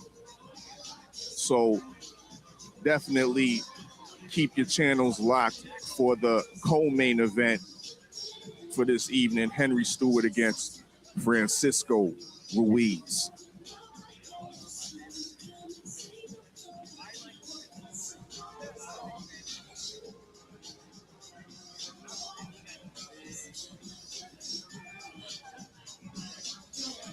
Another fighter of note, Rocco Vassallo. Rocco Vassallo is 15-0 with 13 KOs. Yes, a very gaudy record. However, there's definitely some decent opposition on his resume, albeit a great percentage of his fights have been fought in the Dominican Republic. But we all know that DR has a great boxing tradition, you know, dig? But it's interesting that Italian amateur had his professional debut and has been predominantly fighting out of the DR. It's only the last couple fights. This will be his second fight fighting inside of the United States, I believe. Rocco Vasallo, once again, is here to make a statement.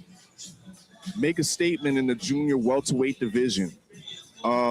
He also gave me some insight saying that I'm not going to stay here.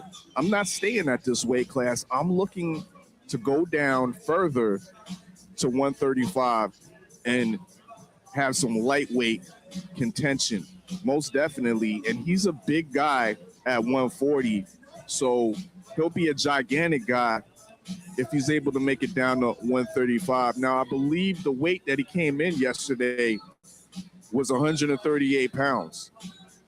My man said, I ate what I want, I did what I want, and I still can make the weight easily.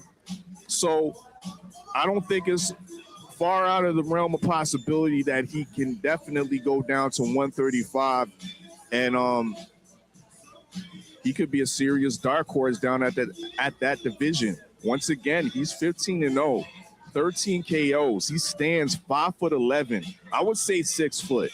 I'm looking up at him, and I'm an average 5'9.5". You know what I mean? I was surprised by his size, and I'm still wondering how he gets down below 140. But yeah, keep your eyes on that. This will be our third fight of the night. Rocco Vasallo against a veteran in Gregorio LeBron out of the DR. He's coming to win too, albeit he's been on a somewhat of a losing streak, somewhat of a decline, but Gregorio LeBron has experience. He has championship title contention experience. The man has been in the ring and has performed for 12 rounds twice before. Rocco can't say that. Rocco, I believe his longest fight has probably lasted 6 rounds. He has been contracted for 10 rounds, but it's never lasted that long.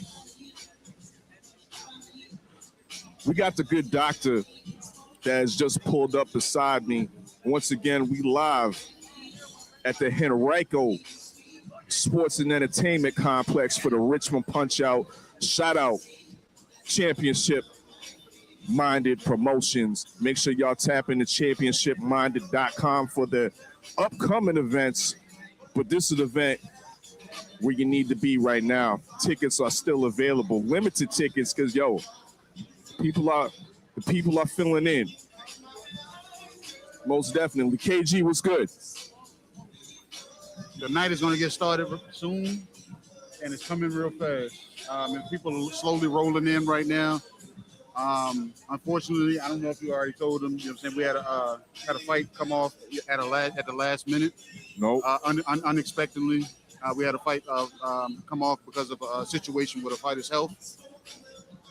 And first and foremost, the fighter's health comes first. So we had to scratch a fight off the card because of a fighter's health.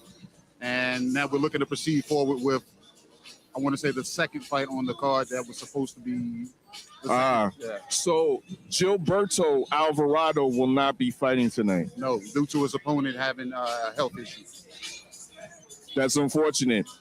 We was looking forward to seeing Gilberto Alvarado with the rumors of him having a style like Lester Martinez, correct? Correct. Like the early stages, like it's an active tree type fighter. He's going to work up and down the ladder. Like you'll see him go to head, the body, back to the body, back up to the head. And the way he does it, it's impressive being at the early stages, only 20 years old. He's gotten a lot of spawn rounds in with Jalil Hackett. He works out with the headbangers. He's got multiple rounds with pros, but Jaleel Hackett is more so his main sparring partner at the moment right now. So he's getting Jaleel. You said Jaleel Hackett is his main sparring partner. Who's his strength and conditioning coach? Because didn't the man come in 15 pounds overweight, KG? Yes, he did, and that is completely unprofessional.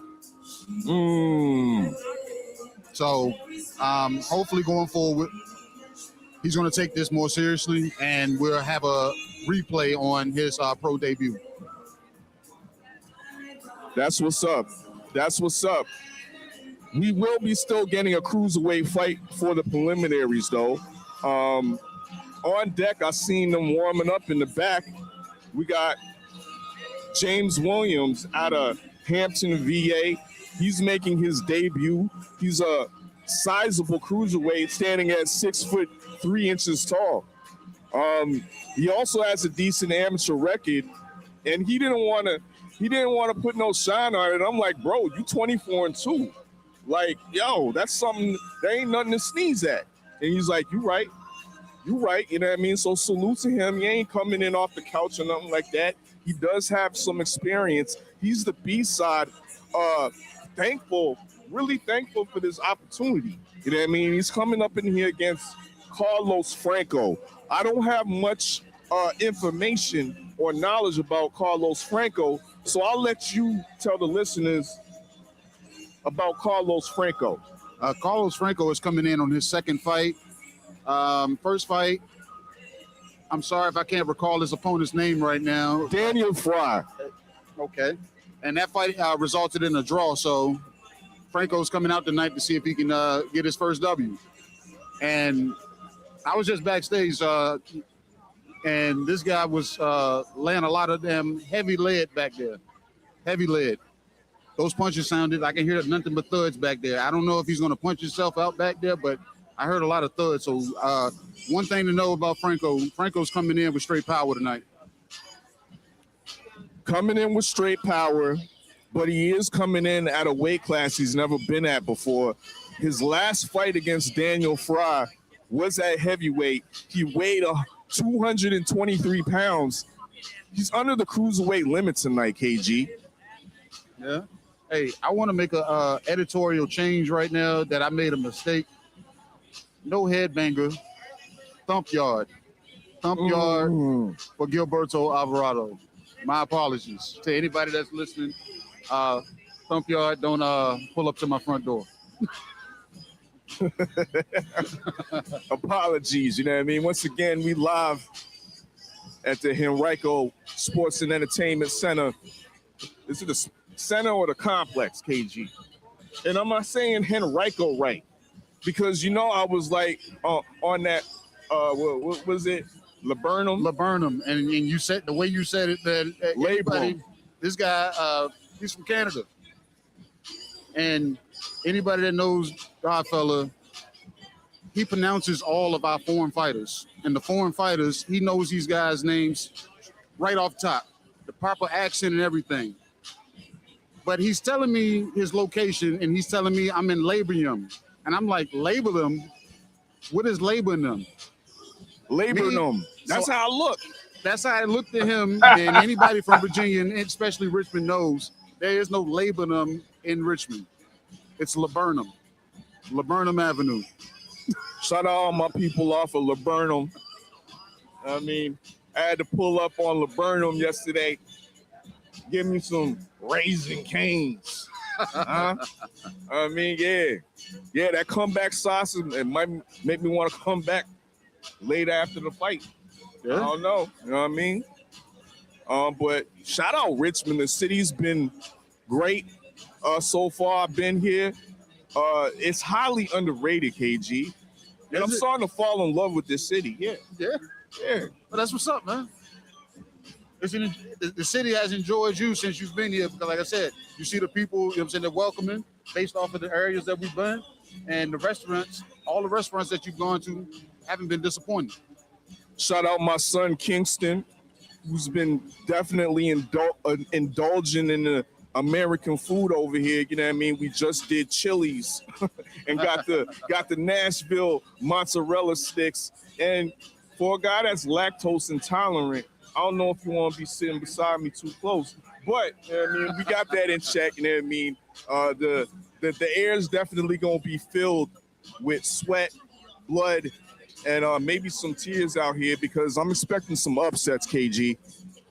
I had a gut feeling you were going to expect some upsets, man, based off of you doing your deep dives and research when it came to these opponents.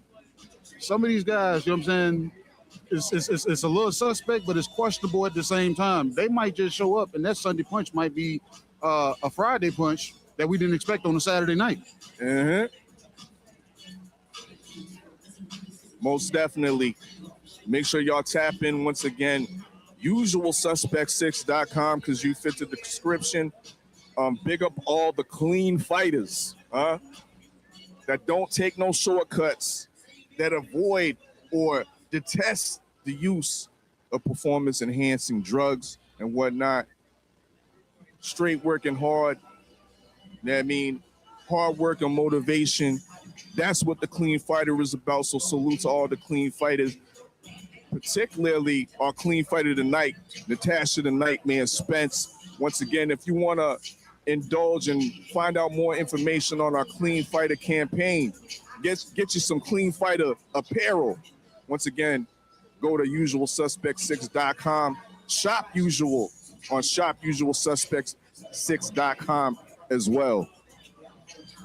All right, fella, I'm going to be on the move because I'm here to facilitate. I came over to pop up just so I can give me some camera time. But I will, if the fights are interesting, you know I'm going to be right back here to call this fight with you. So until then, everybody, hey, man, tune into the show. That's what's up. The good Dr. KG of the Usual Suspects. He's out and about, a jack of all trades, behind the mic, helping with the organization of this event. So salute to KG, the good doctor. Once again, you can find them on US 6 Sports and Entertainment Hub. Shows like Open Mic, featuring yourself, where you get the chance to spit your game and talk your ish, you know what I mean, about this boxing game. You know what I mean? That's on periodically throughout the week. We also got Conversations with KG, where he invites the fighter to the platform and they have real conversations, not no scripted, contrived type of interview, just a real conversation, you know what I mean? So definitely tap into that. Both fighters, Natasha Nightmare Spence as well as Precious Harris-McCray, were featured on Real Conversations with KG about a month ago, right? And it was an interesting show because they was both on at the same time. It was a internet face-off, so to speak. You know what I mean? So when y'all get the chance, go tap into Conversations with KG. All these shows can be found on US 6 Sports and Entertainment Hub. Again, smash that like button and share that stream if you're watching on the Preliminaries on YouTube. Salute to TD Sports Talk and our guy D Free from the Sports Talk Network. Once again, your boxing content is covered. You know what I mean? Big up the Rolling with the Punches podcast. Tap into that as well.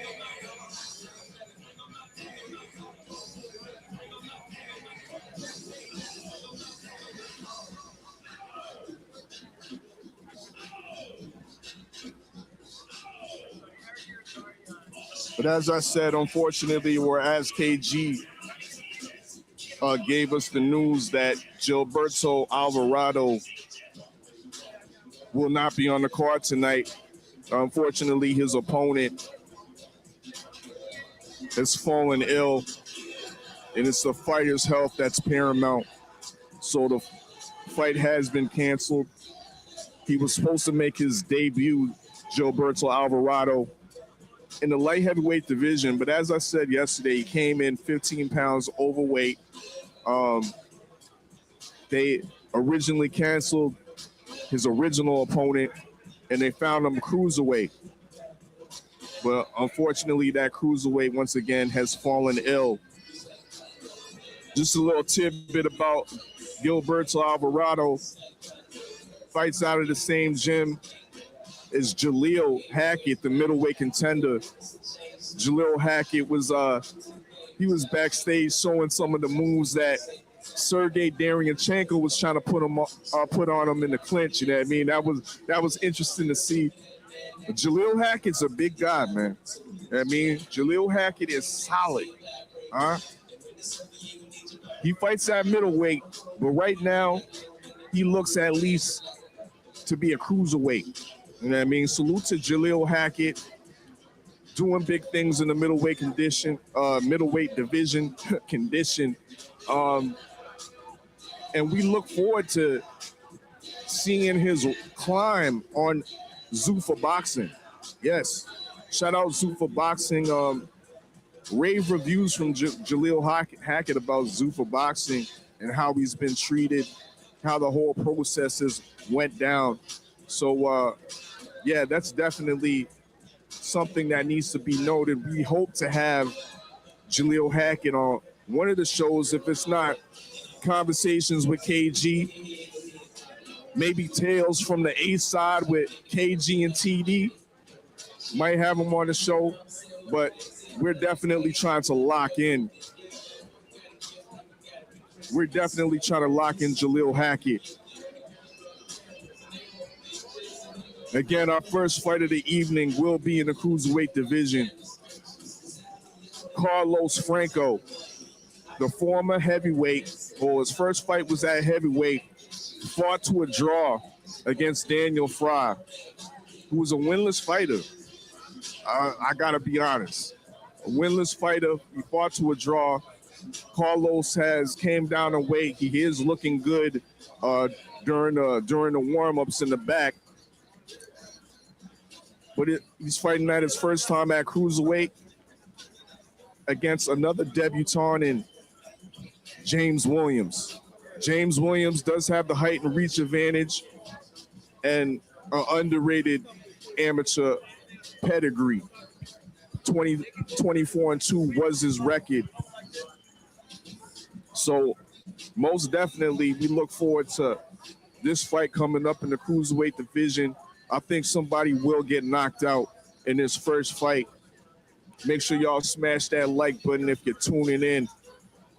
We live on TWR Presents. We live on US 6 Sports and Entertainment Hub, as well as TD Sports Talk from the Sports Network. Yes, indeed.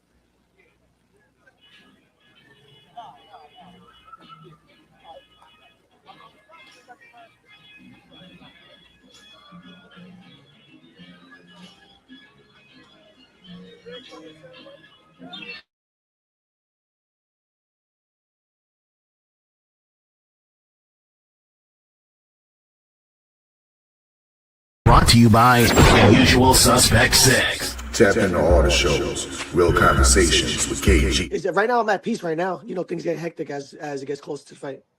Okay. Do we got a fight? Yeah, I fight April 10th at the Prudential Center. Bullshitting on the Beltway with Supreme Beast Boxing And now Talk. the co is the main event. So that's the way I look at it. That's my philosophy. Trill Thursdays and Usual Suspect Sundays with hard I'm hits. talking about it's really just about stacking this money, man, getting on these singles, staying positive, you know what I'm saying, and putting it in their face by any means. Tales from the B side with KG and TD. Needed to fill out additional paperwork to clarify. Yes, we did. Yes, we did. That is the paperwork that you see there. An open mic featuring you. You know, yeah, that was a close fight. You know, he got dropped a couple times, but I thought We do not care. Wow. It's a Usual Suspect thing. Brought to you by Unusual Suspect 6. A Usual Suspect thing. Look, US 6 where the real ones politic at. Late night smoke with the fight game where the critics at. Every punchline got a barcode and a timestamp. Receipt talk, we ain't never had to spin facts. Dr. KG with the pressure and the pause. Voice cut through the static and the industry noise. Live from the mud where the coaches still breathe. Where the fans want truth, lot of company feed. No scripts, all pain, all our home table out the blood and the scars. Now the channel got motion from the hoods to the stars. Art fella in the lab like alchemists with the boards. Man, scientists, energy, platinum seasons and scores. Dana Black with the pool picks, sharpen the brand. Made accountability a language they don't understand. Tales from the B-side, let the underdogs vent. Open mic, turn the casual fan militant. Suspect teens get dangerous after dark. When them uncomfortable truths start hitting the heart. We ain't ESPN pilots, we the alleyway version. Where the dialogue raw and the smoke got substance. Fight previews, recaps, community ties. Call-ins from the people, let the real ones decide. Boxing, culture, entertainment all blend. Soul loops, dusty drums, street sermons and sins. This ain't just content, it's survival and code. Built for the fans, tired of narratives getting controlled. So subscribe if you came for the authenticity. Where opinions got facts and the passion got history. US 6, yeah, the movement's still growing. It's a usual suspect team, and the whole world knows.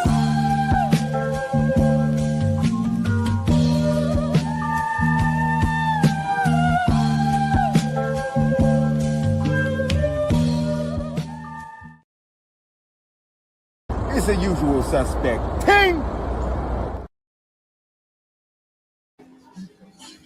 Yes, indeed. Yes, indeed. My man Oddfella and KG, they're live doing the commentating for this fight. We'll also be doing commentating right now, a little break, but we got the opening bout. I believe it's going to start soon.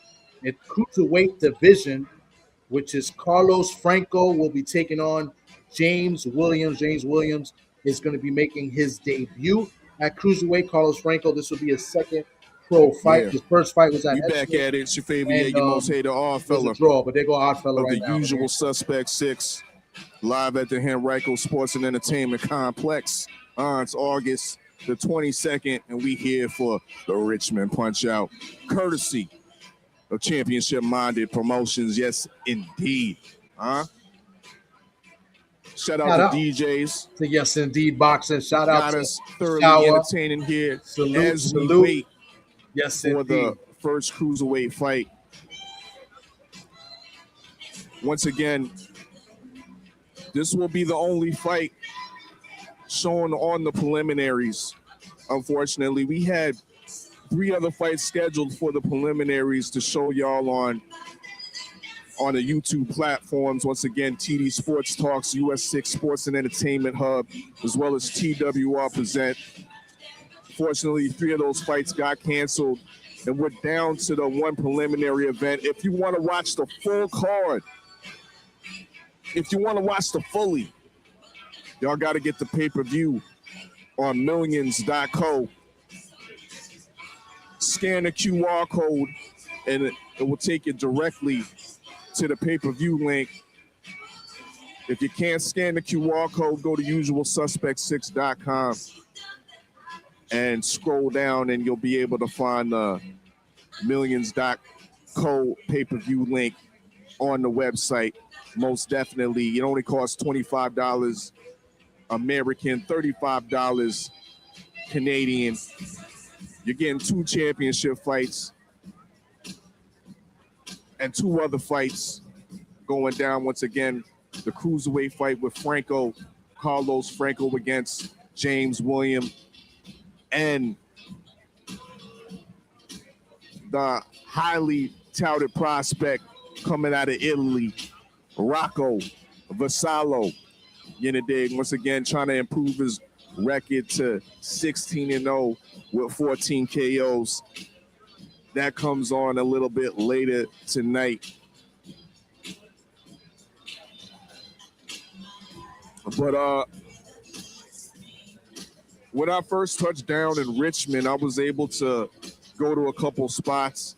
And the first spot I pulled up to was a 6335 restaurant over there on Jank Road in Richmond. They open late, you know what I mean, on Thursdays, Fridays, and Saturdays, okay? I pulled up on a Thursday, and it was lit up in there. You know what I mean? It was definitely lit. They had a good amount of people. The vibes were nice. They was playing the verses between Donnell Jones and Joe. You know what I mean? So yeah, it was a nice little time. You know what I mean? No beef. The food was great. You know what I mean? I had me some fried fish, some wings and whatnot. And the food's been great out here. You know what I mean? So all that's definitely available at 6335 Restaurant on 6335 Jank Road out there in Richmond. Opens Thursdays, Fridays, and Saturdays. You know what I mean? Late. Specializing in fried fish, shrimp, wings, crab cakes. You know what I mean? They got, I need to try their Old Bay wings. You know what I mean? They also got the sweet chili. They got buffalo, barbecue, and lemon pepper. Never been crazy about no lemon pepper wings, but 6335 definitely got all that, as well as the garlic parm happy hour.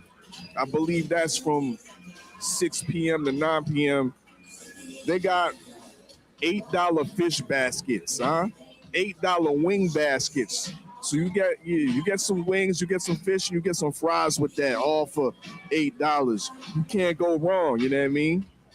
So pull up 6335 Restaurant. It goes down Thursdays, Fridays, and Saturdays.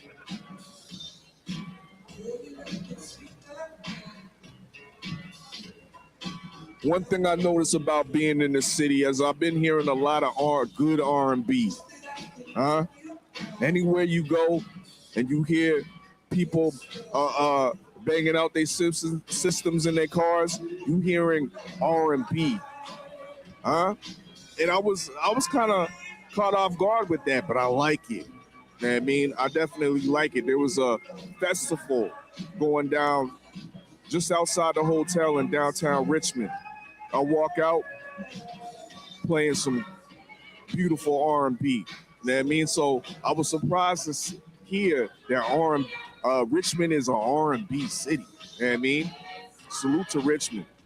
You know what I mean? Over there, went to the park over by Churchill, overlooking the city. Got to see a little bit of the Shockoe Bottom. Nice eclectic neighborhoods. And Richmond is a very hilly, one of the most hilliest cities I ever been in. One of the most hilliest downtowns I've ever seen. That's why you see a lot of people walking around in Richmond got some diesel calves. You know what I mean? Because there's some serious inclines, some serious grade issues in Richmond. I hate to see what it look like during the wintertime and there's a snowstorm, because some of these slopes on these roads are hella ridiculous.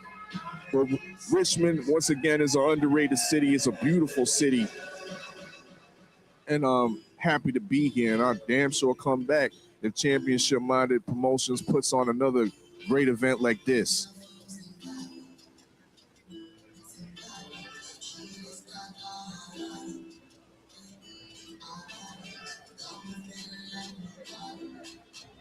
But y'all know what it is. We need to,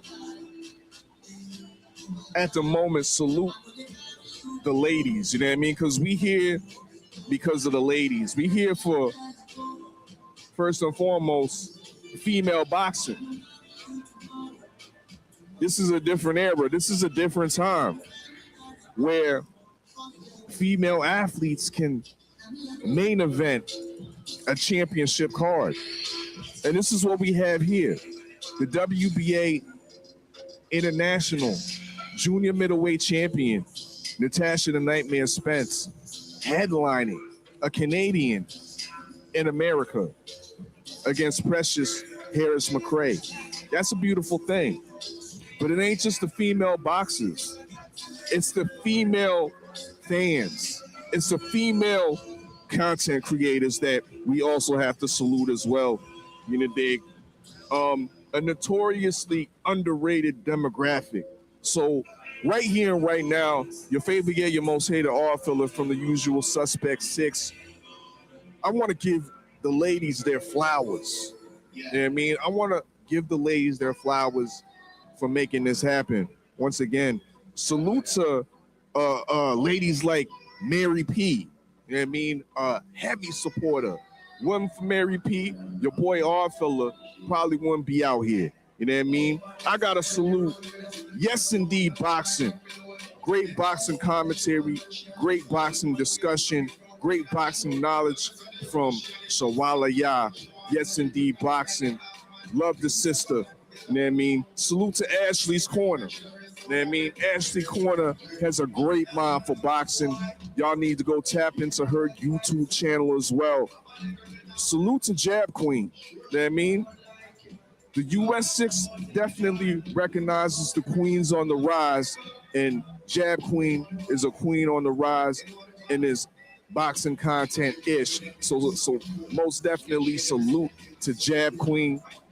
And of course, the queens of the ring, Neek J and Boxing Anna. Yeah. Great platform. Great advocates of the sport.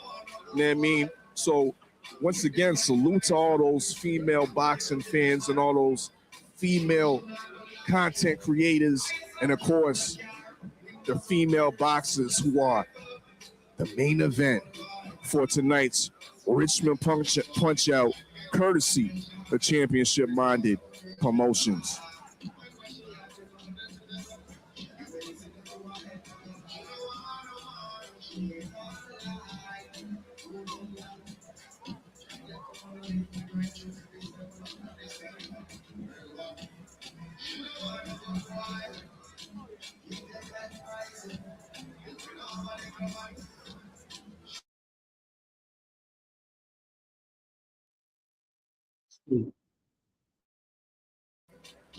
Female boxing headlining. There was a card on yesterday. I believe it was on TikTok, led by MVP Promotions. Amanda Serrano was looking for her, was it her 35th or 36th KO? She was trying to break a record. Unfortunately, she was expected to break or continue that or break that knockout record, but she looked kind of pedestrian in that fight. I wasn't able to view the full fight, but from what I've heard from people in my circle that was able to view the whole fight, they say that the Amanda Serrano's opponent arguably won that fight. You know what I mean? So it's interesting to see where Amanda Serrano goes on from here after a tough victory. A victory that could be viewed in as a gift. To show up. Medical is 8 minutes away, so 8 minutes away from start time. We appreciate your patience and thank you for your continued support of Championship-Minded Promotions and the Richmond PunchOut. Once again, we are 8 minutes away from start time. There go the ring announcer. 8 minutes away from Carlos Franco versus James Williams. Once again, Carlos Franco is 0-1. The one draw was in his last fight at heavyweight. I was about to say, weighed in at 223 in his last fight against Daniel Fry. Everybody talk about tonight. He's coming in under the cruiserweight limit, fighting a debutant in James Williams. Again, he has a amateur record of 24-2. I'm gonna tell you like this, and a height and reach advantage at 6'3". So this makes for a definitely interesting fight. James Williams looks like he's here to win. He ain't no B side. He's trying to be the A side. He's really thankful for these opportunities from Championship Minded Promotion.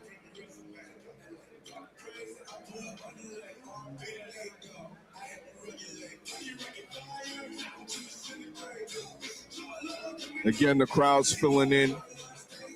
I see the champion has made it in the building. Natasha Nightmare Spence. See her walking over by where the sound production is.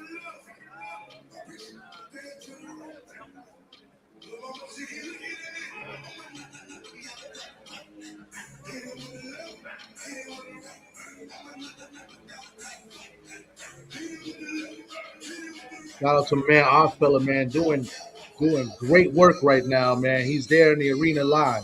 Yeah, salute to you, yes indeed, Boxing. I see some of the comments. I see some of the comments in the chat, so I'll be reacting to some of the comments and whatnot. But if you know, you know, and it is what it is. We out here though. US 6 Sports and Entertainment Hub. Big up K-Rod in the chat. Again, big up TD Sports Talk and D Free from the Sports Talk Network for holding us down, hosting these preliminaries. I'm your host, your favorite yet your most hated odd fella. Your favorite yet your most hated Canadian. I mean, traveled 9 hours to touch down in Richmond to witness history. And I'm expecting to see history, a historical beatdown as such. You know what I mean? Once again, Natasha Nightmare Spence is on a 3-fight winning streak. Put hands and feet on Marcella Cornejo twice in her hometown, Beat Mary McGee. Beat Mary McGee in Washington, D.C.,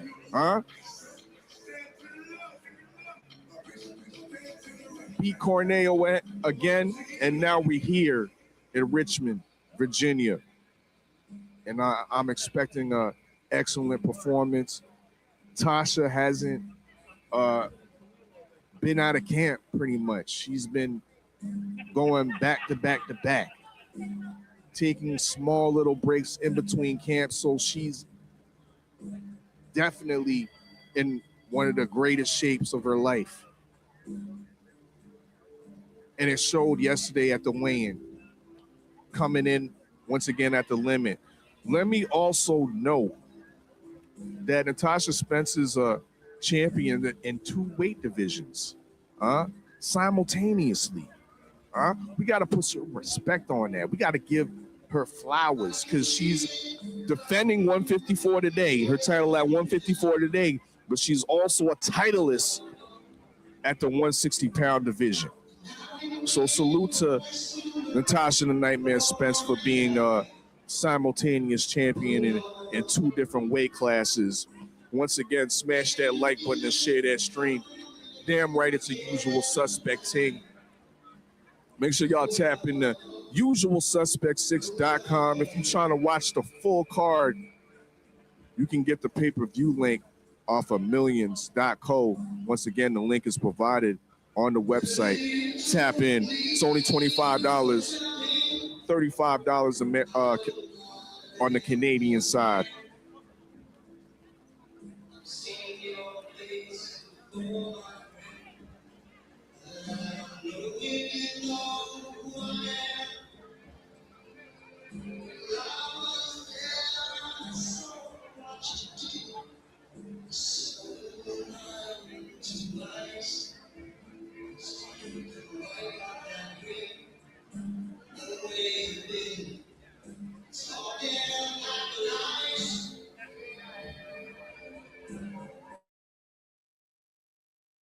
Salute to everybody in the chat coming through.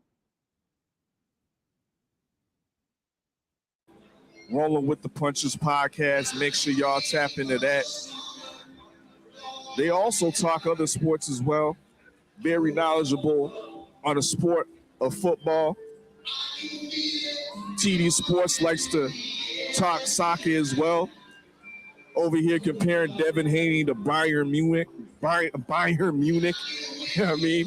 So tap into Rolling with the Punches podcast. Tap into all these shows over there on TV Sports Talk, D3 and the Sports Talk Network.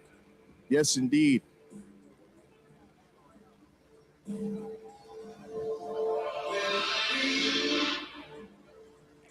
But we're counting down the time before this cruiserweight fight starts.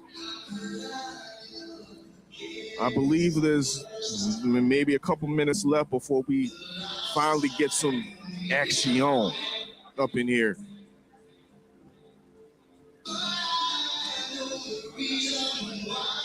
Salute to everybody back listening in Canada right now. I mean, I'm hearing there was a major push from the Canadian fan base, and you're the reason why that this is being streamed live on pay-per-view.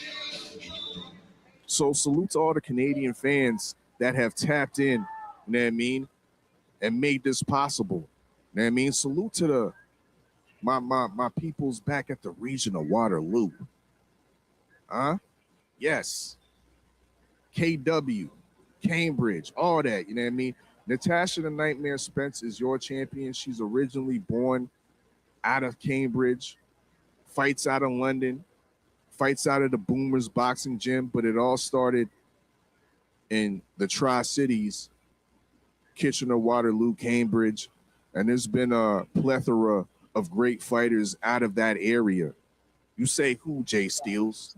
Who, odd fella, has came out of Kitchener? We ain't never heard of the KW before. Well, let me tell you, you had two great brothers by the name of Fitzroy Vanderpool, Sid Vanderpool. They fought out of Kitchener.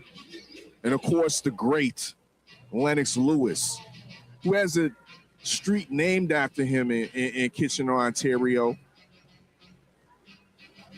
And now we have Natasha the Nightmare Spence out of Cambridge. So once again, a talent hotbed in the Tri-Cities. Again, salute to all my people in the region, the region of Waterloo. Big up everybody listening in the Steel City, Hammertown. Yeah. Y'all know what it is.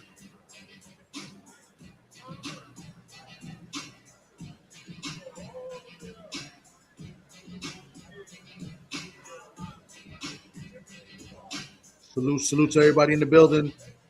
We almost there, a few minutes away. I believe they're waiting for the big ambulance truck to come through, aka the medicals to show up, and then they can get underway. You know what I'm saying? So they said 8 minutes a few minutes ago. So I think we got a few minutes to go, and we'll be underway. We'll be showing one of the prelims. Supposed to be 3 fights. If you heard earlier, you know, Oddfella and KG, they were on. They said a couple fights fell through or canceled for various reasons. But we'll be showing one, and you guys can, you know, for $25 can watch the main card. The main card with the main event with the Nightmare Natasha, the Nightmare Spence taking on, you know, Precious Harris-McCray. It's a big fight at super welterweight, 154-pound division. You know what I'm saying? And it's going to be a good fight. You know, we had Natasha Spence on our show a couple of times. We also had Dion Fox in the crowd tonight. Oh, okay. They go to commentating. And we also have Precious McCray on as well. You know what I'm saying? So all of Richmond is turning out for this big fight punch in out Richmond, tonight. Virginia. The Richmond PunchOut. PunchOut. Hop into this ring and give it everything they've got. God bless you. Jesus loves you. Remember, don't give up. Yep. And as you see there, my man Oddfella is doing the color commentating. I don't know if he's doing play-by-play or color commentating, but either way, it's a big deal. You know what I'm saying? It's a big deal for the UFC. So interesting. We had Muhammad Ali's. This is dope. You know what I'm saying? So wife in the building. Yeah, Muhammad Ali's salute wife. to her for pulling up, That's what's up. supporting championship female boxing at its highest level. Again, Make sure y'all tap into championshipminded.com for future boxing events. This brother over here has a knack for putting on great boxing cards and consistently. Yes. Rumble at the Raceway. Had a card at the Richmond train station. So, yeah, I'll be looking forward to seeing what's next. But this is definitely a nice little event center. Once again, we 20 minutes outside of downtown Richmond in the Henrico Sports and Entertainment Complex. I'm hearing this was a former mall that wasn't doing too well, so they just turned it into a sports and entertainment center. You know what I mean? There's renewal, urban renewal and urban conversion going on everywhere over this in this city of Richmond. You see a lot of urban renewal projects. Those old red brick warehouses and those red brick factories being converted into sustainable housing, sustainable commercial districts. So I definitely like what I'm seeing out here in Richmond. The vibe is nice. Once again, people are out on the streets having a good time. And it's not the people you see in the streets with they back hunched over. We're not seeing zombies out here, people. We're seeing regular folks of all walks and races being successful out here in Richmond. So once again, this is an underrated city, and I definitely love to come back.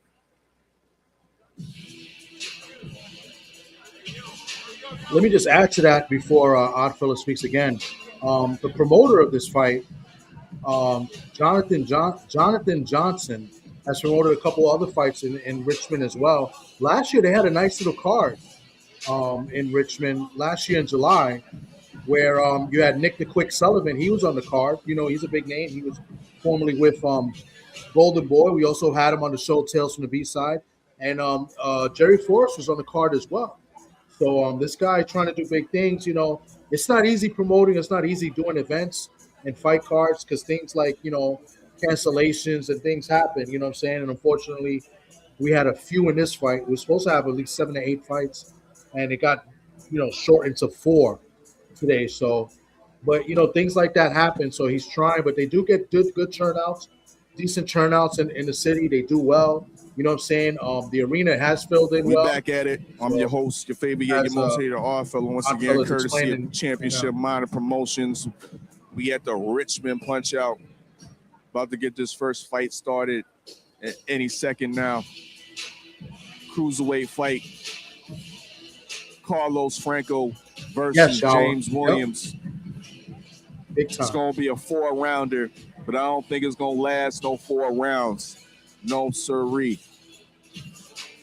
Next after that, we have the Italian sensation Rocco Vassallo. You know what I mean? Going up against a seasoned veteran in Gregorio LeBron. After that, we got the fighting man from the Stewart clan, Henry Stewart. Fights out of Baltimore, but originally from Toronto, Ontario, Canada.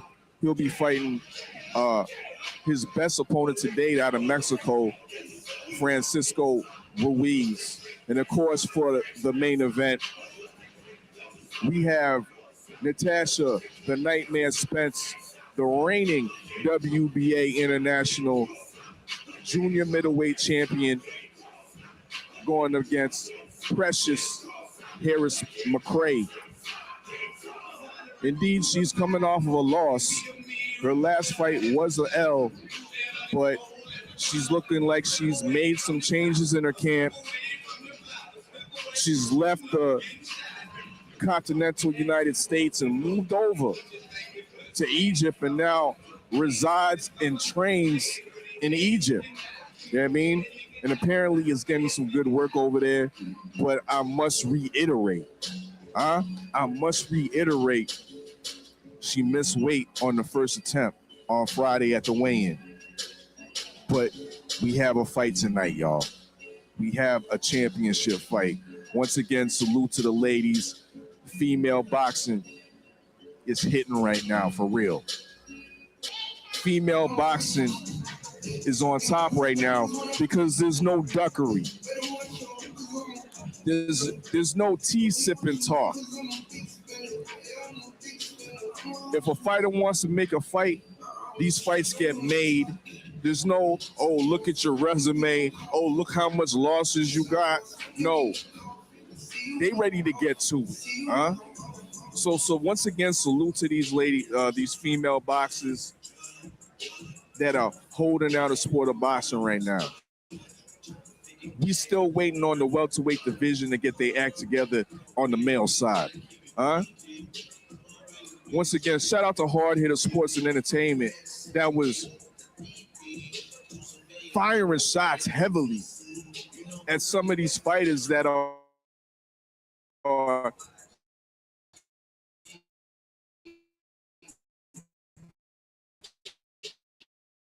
dragged from Norfolk, but Keyshawn was majorly disappointed. Majorly disappointed in him for not taking that Devin Haney fight, but apparently he's been signed up to fight Jack Catterall. I'll take that. I'll take a Jack Catterall fight on a big undercard as well, or on a big card coming up as well. But we'll see if that gets announced officially. But those are the rumor mills that Keyshawn Davis will be matched up with Jack Catterall. Shakur Stevenson, highly disappointed in him as well. Of course, there's no argument that it seemed like he's ducked the fight with Devin Haney. But what other fights is available to Shakur Stevenson? There's no talk surrounding him. Who's his next opponent? He recently went over there and signed with Zuffa, which I don't mind. You know what I mean? I don't mind, but you know what I don't like is when these guys go over to Zuffa and they're not flying the Zuffa flag. He's still talking on some, yeah, I want to get some other belts and this and that. No, bro. If you over there at Zuffa, fight those Zuffa opponents. So I'm with, if they putting El Rayo in front of you, go ahead and clean up El Rayo and stop all this tea sipping talk on the internet. You know what I mean? That's where I'm at with it. I'm tired of the tea sipping that's going on in boxing. There's too much tea sipping in male boxing right now, and these are the major contributors to it. Drinking all that Earl Grey, drinking all that orange Pico. Yo, put that to the side. We ready for some smoke. I used to break the times like this, to rhyme like this, so I had to grind like that, shine like this. In a matter of time I spent was locked up in the back of the paddy wagon, cuffs locked on the wrist. See my dreams unfold, nightmares come true. It was time to marry the game, and I said, yeah, I do. If you want it, you gotta see it with a clear eye view. As short as you. Trying to tune out the music a little bit. So excuse me if it goes a little mute. I'm don't want to play too much of the music. You know what I mean?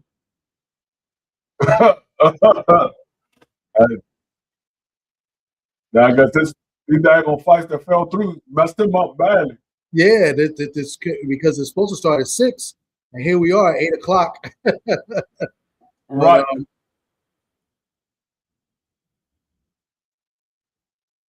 Yeah. Richmond. The vibes are right, and we about to get down to these fights. Once again, only one fight will be aired for the preliminaries on TD Sports Talk, US6 Sports and Entertainment Hub, as well as TWR presents. Make sure if you want to watch the full card, make sure if you want to watch the full card to go buy the pay-per-view on millions.co. Richmond PunchOut. Somebody need to tell KG he should have got suited up. KG could have been a replacement. I think KG could make cruiserweight. I think we should have got KG on the fight card. On the fight I was card. about to say, he could have put KG out there. KG bigger than him. He should have been the substitute. And then with Oddfella doing the commentating, like he could trip the other fighter up. He's right there at the ring, could reach out, trip it, like they do in wrestling. Is that 6 with the 3 minutes? It was supposed to start at 6. It was supposed to be. We were supposed to show like 3 fights. So now we're only going to show 1 fight, and then the other 3 fights, you guys gonna have to buy the pay-per-view. You know what I'm saying? We can't show it on YouTube. Right. Yeah. But I have the fight. Okay, cool. Yeah. Okay, cool. Because I'm starting to see now they got different camera angles. I thought they was gonna point the camera at me the whole night. You know what I mean? I am a handsome. Yeah. Your favorite, your most hated. Jay Steele's the R fella. Your host for tonight. Once again, salute to all those clean fighters. Salute to Quentin Randall. Big up our guy, Ofacio Falcone Jr. Salute to Brian Norman Jr., clean fighter. Salute to Debo Devin Haney, clean fighter. Salute to Shadeja Green, the sweet Terminator, another clean fighter. And of course, the featured clean fighter will be on tonight. Will be on tonight on the main event. Natasha the Nightmare Spence. Support your clean fighters by picking up some clean fighter tees from Shop Usual, Suspect6.com.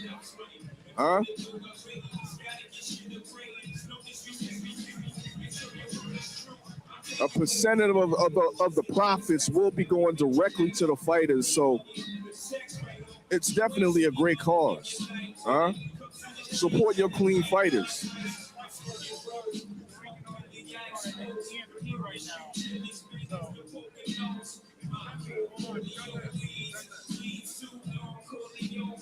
We want to give a shout out to All Sports Surfacing, Edward Smith. Good sponsor of this. Shout out to you, Eddie. Don't Give Up Podcast.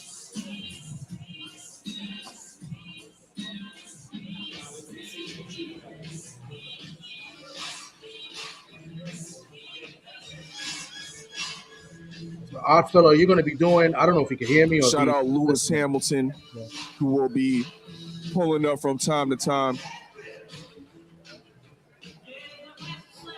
and assisting me with this fight call.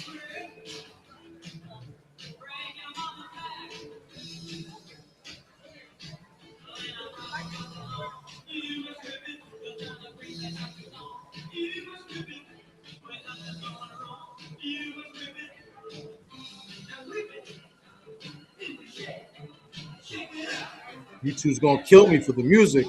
You're gonna kill us all. You're gonna kill us all.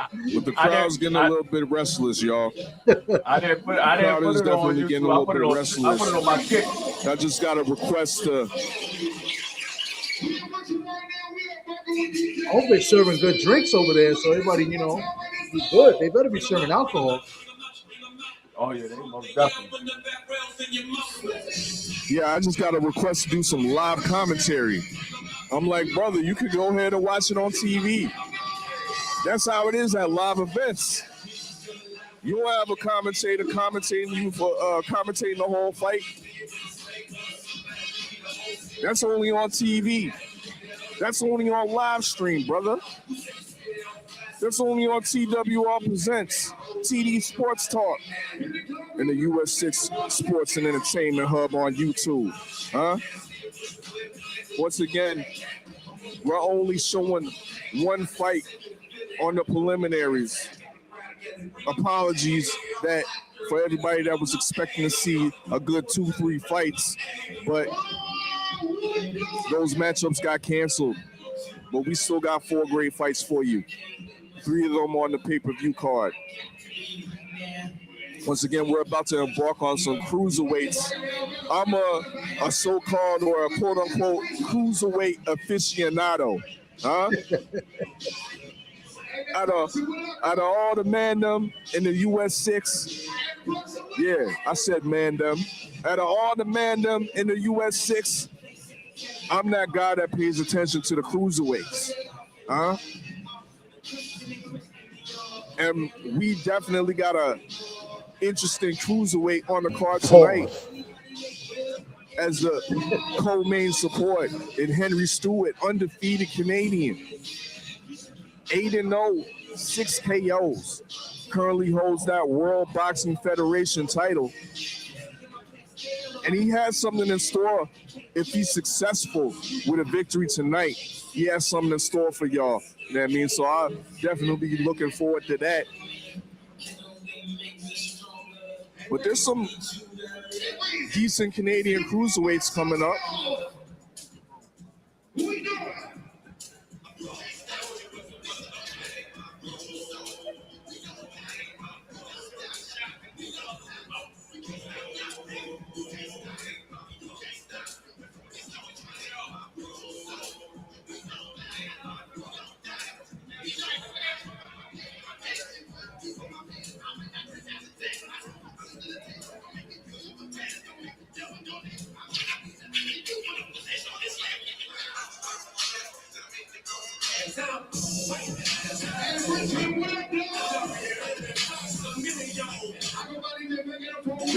It's definitely about to start.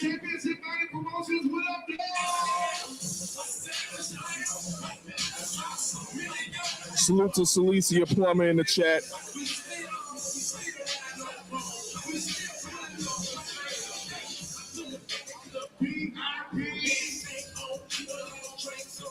Wipe me down. Wipe me down.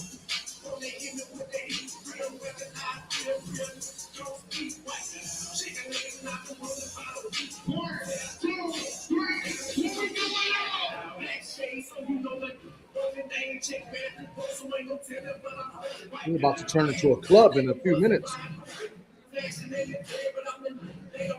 Yeah.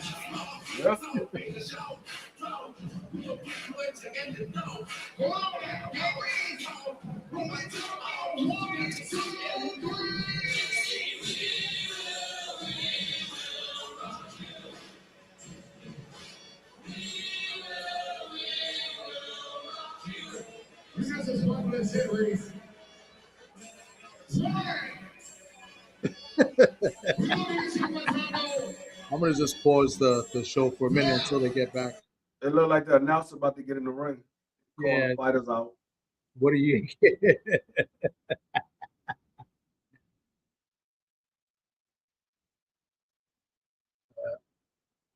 All right, it looks like they're about to start. The announcers in the ring. Let's see what's up. Got some, I think is on the pop, and Richmond PunchOut is about to start. Once again, shout out to Championship Minded Promotion. Let's go inside the ring. Since the last time you saw me, I apologize for the delay, but we are ready for fight time. Richmond PunchOut and game-related sports agency and the Henrico Sports and Entertainment System with the Commonwealth of Virginia Department of Professional and Occupational Regulations of Boxing, Martial Arts, and Professional Wrestling Advisory Board. The executive director is Kate Nosbish. The commissioner is Jermaine Gray. The deputy commissioner is Vernon Porter. The officials for tonight's contest, the ringside officials is Dr. Randy Chisholm. The judges are Jim Ansbro, Mark D'Attilio, Wayne Smith. The referees tonight, you'll see Dave Braslow and Michelle Myers. Your timekeeper is Mac Daddy McCadden. Your locker room expectors are Lamont Clayton, Devon Good, Arthur Davis, Daryl Goldsmith, and Corey Nichols. Before we introduce the first fighters, we'd like to thank our sponsors, Mike King Biz from ESPN Radio, Crazy Tees, You Play Indoor Soccer, Community-Minded Partnerships, 6335 Restaurant.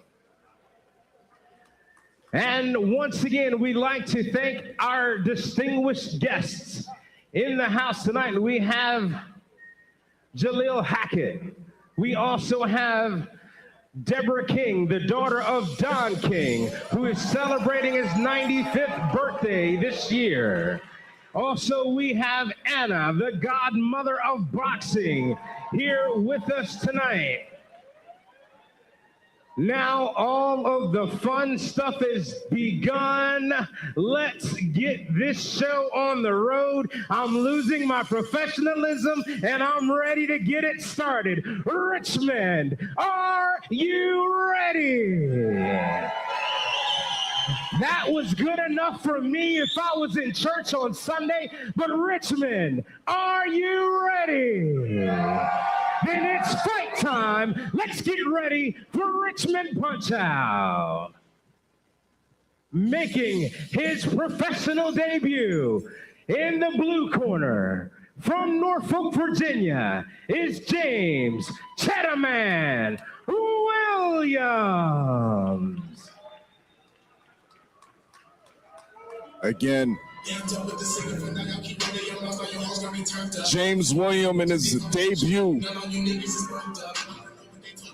Originally from Hampton, Virginia, fighting out of Norfolk. This man stands at a good height, 6'3". And his opponent in the red corner, from Bad News, Virginia, representing Puerto Rico, it's Carlos Carnage Franco. Making his debut at cruiserweight. Once again, that last fight was at heavyweight, and he only made it to draw. So he's looking for something impressive, looking for a knockout victory. Has somewhat of a celebrity cachet. The international, world-renowned gangster, Crip Mac, gave him a shout-out for this fight. It's Carlos Franco. He's ready and warmed up. Both fighters are ready and warmed up.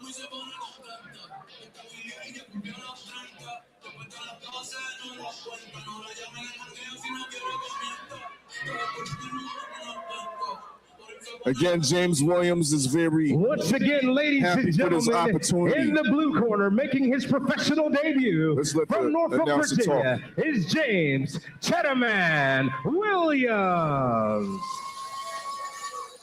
And in the red corner, representing Puerto Rico from Newport News, Virginia, it's Carlos Carnage Franco. It's going down, y'all. Your referee in charge of this bout is Dave Braslow.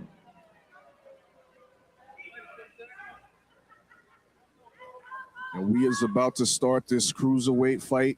Once again, James Williams is a debutant in his first fight. Carlos Franco is his second fight. First fight at cruiserweight. James Williams was brought into the sport by his mother, Caroline Louise Williams. Brought him into the sport at 9 years old. Unfortunately, she died when he was 12. But said, yo, I got to continue this sport for her. And he's here right now doing his thing. Starts out with the jab. Okay. Looking to Franco's get physical. trying to get close. Looking to get physical. That's a push down. Franco looked like he caught him with an uppercut, but Oh, the referee called it a knockdown. We got to count. First knockdown of the night.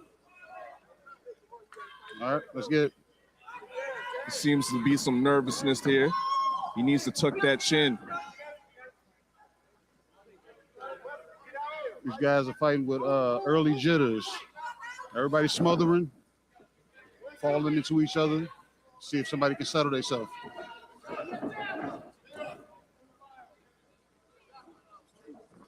Franco is coming with heavy aggression. Referee's getting a workout. Franco doesn't look like he's afraid of anything that James is throwing at him. He's just walking in trying to terminate. Mm-hmm. We'll see if he can hold this type of stamina, See though. if he can weather this first round and get some tutelage from his corner so he can settle himself.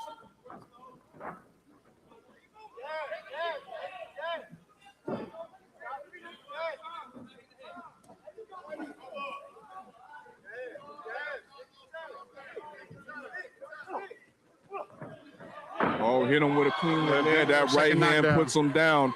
Second knockdown in a fight, and I think James Williams is hurt from this one, but he's trying to get up. He's up at 8.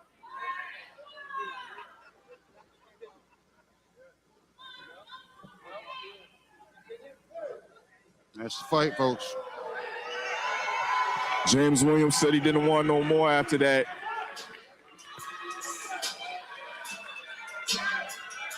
Got handled in the corner. Carlos Franco with the first round knockout.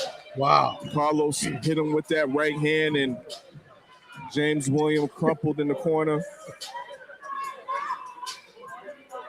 Finished where he started, back in the blue corner, KG. I said he finished where he started, back in the blue corner, KG. Exactly. Exactly. He found a way, and he didn't want it anymore.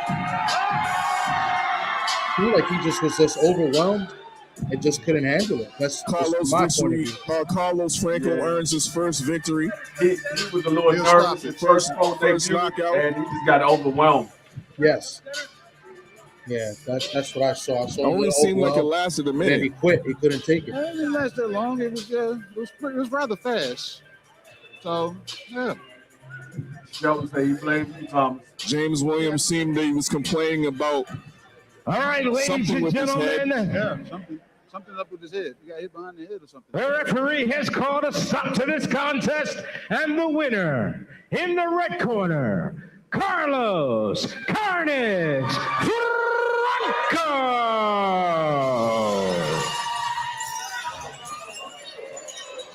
Hey, Mr. Shelton, I'm gonna blame the ring announcer for doing the R the way he did.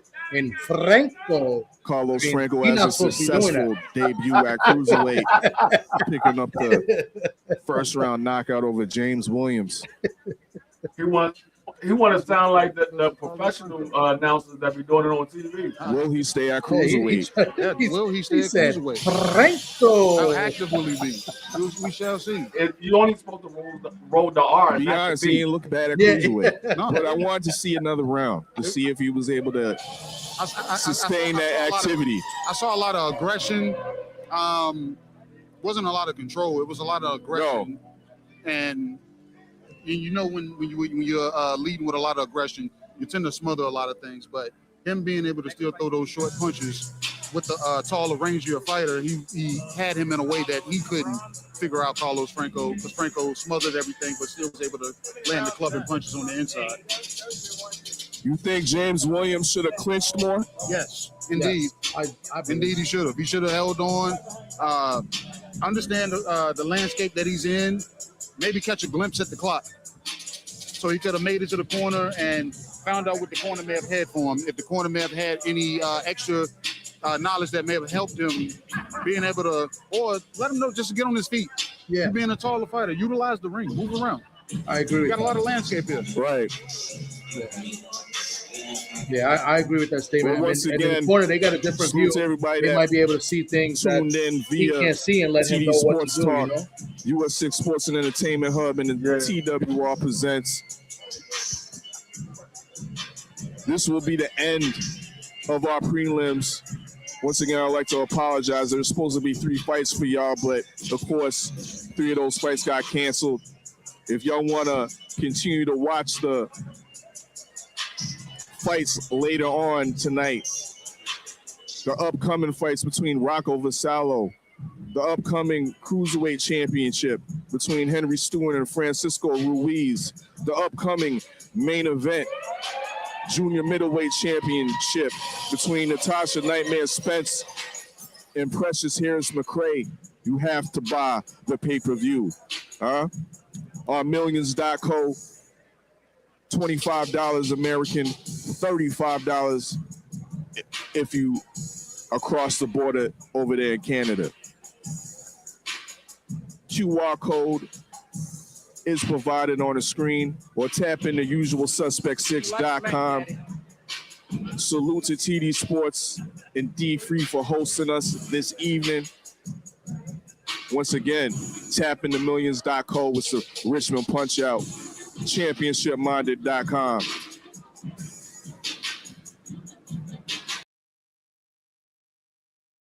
All right, guys. Well, that's it for the prelims. I appreciate everybody coming through. Hopefully, you guys are able to get the pay-per-view.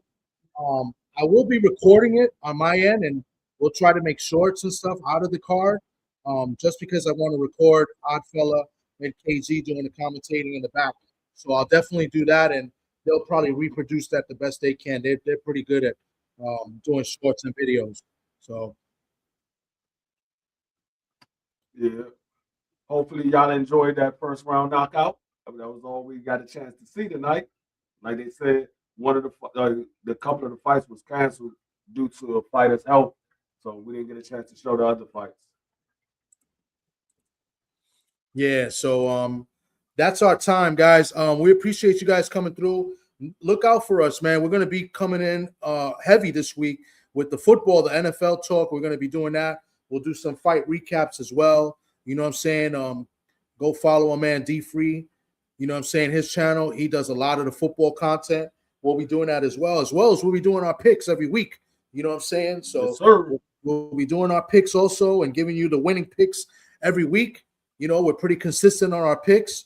You know what I'm saying? And, you know, we also have fun with it. You know what I'm saying? But definitely appreciate everybody coming through. D Free, appreciate you coming out, rocking with us and helping me, you know, do this. Even though we didn't do the commentating, but it was pretty cool to see Oddfella and KG do that. I thought that was pretty cool. Yeah, not a problem, man. You already know. Yeah. This is what all we right, do. Guys. We'll check you out in the next one, man. You guys be safe. Appreciate you guys pulling up. Enjoy your fights tonight. Go check out the pay-per-view. You know what I'm saying? $25. And then after that, you can tune in and watch you know, the Teofimo Rolly fight, because that's the only really fight on that card, you know what I mean? And of course, D Free's cousin, you know, Gary Antonio Russell. Yes, sir. All right. Peace out, everybody. Peace. usualsuspect6.com.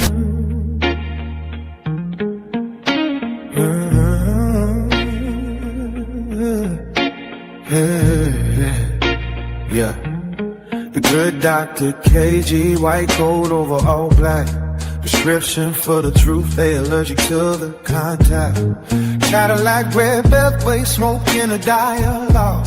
Chrome voice, street sermon, drag sparks through the catalog. Oddfella, aka Dana Black. Calm mind in the madness, turn a circus to a classic. Make the chaos look practical. Stay ready, mag, what go down with the room still. Wide as a lock safe, heavy as a truth pill. 503 line, Houston hunger in the bloodline. One clip crack the code, now the timeline doing drug lines. You at 6'5", finger fold, now the fifth speak fluent. Make pain sound rich, turn pressure into movement. Boxing full of false gods, selling dreams to believers. We pull facts from the mud, wash the dirt off the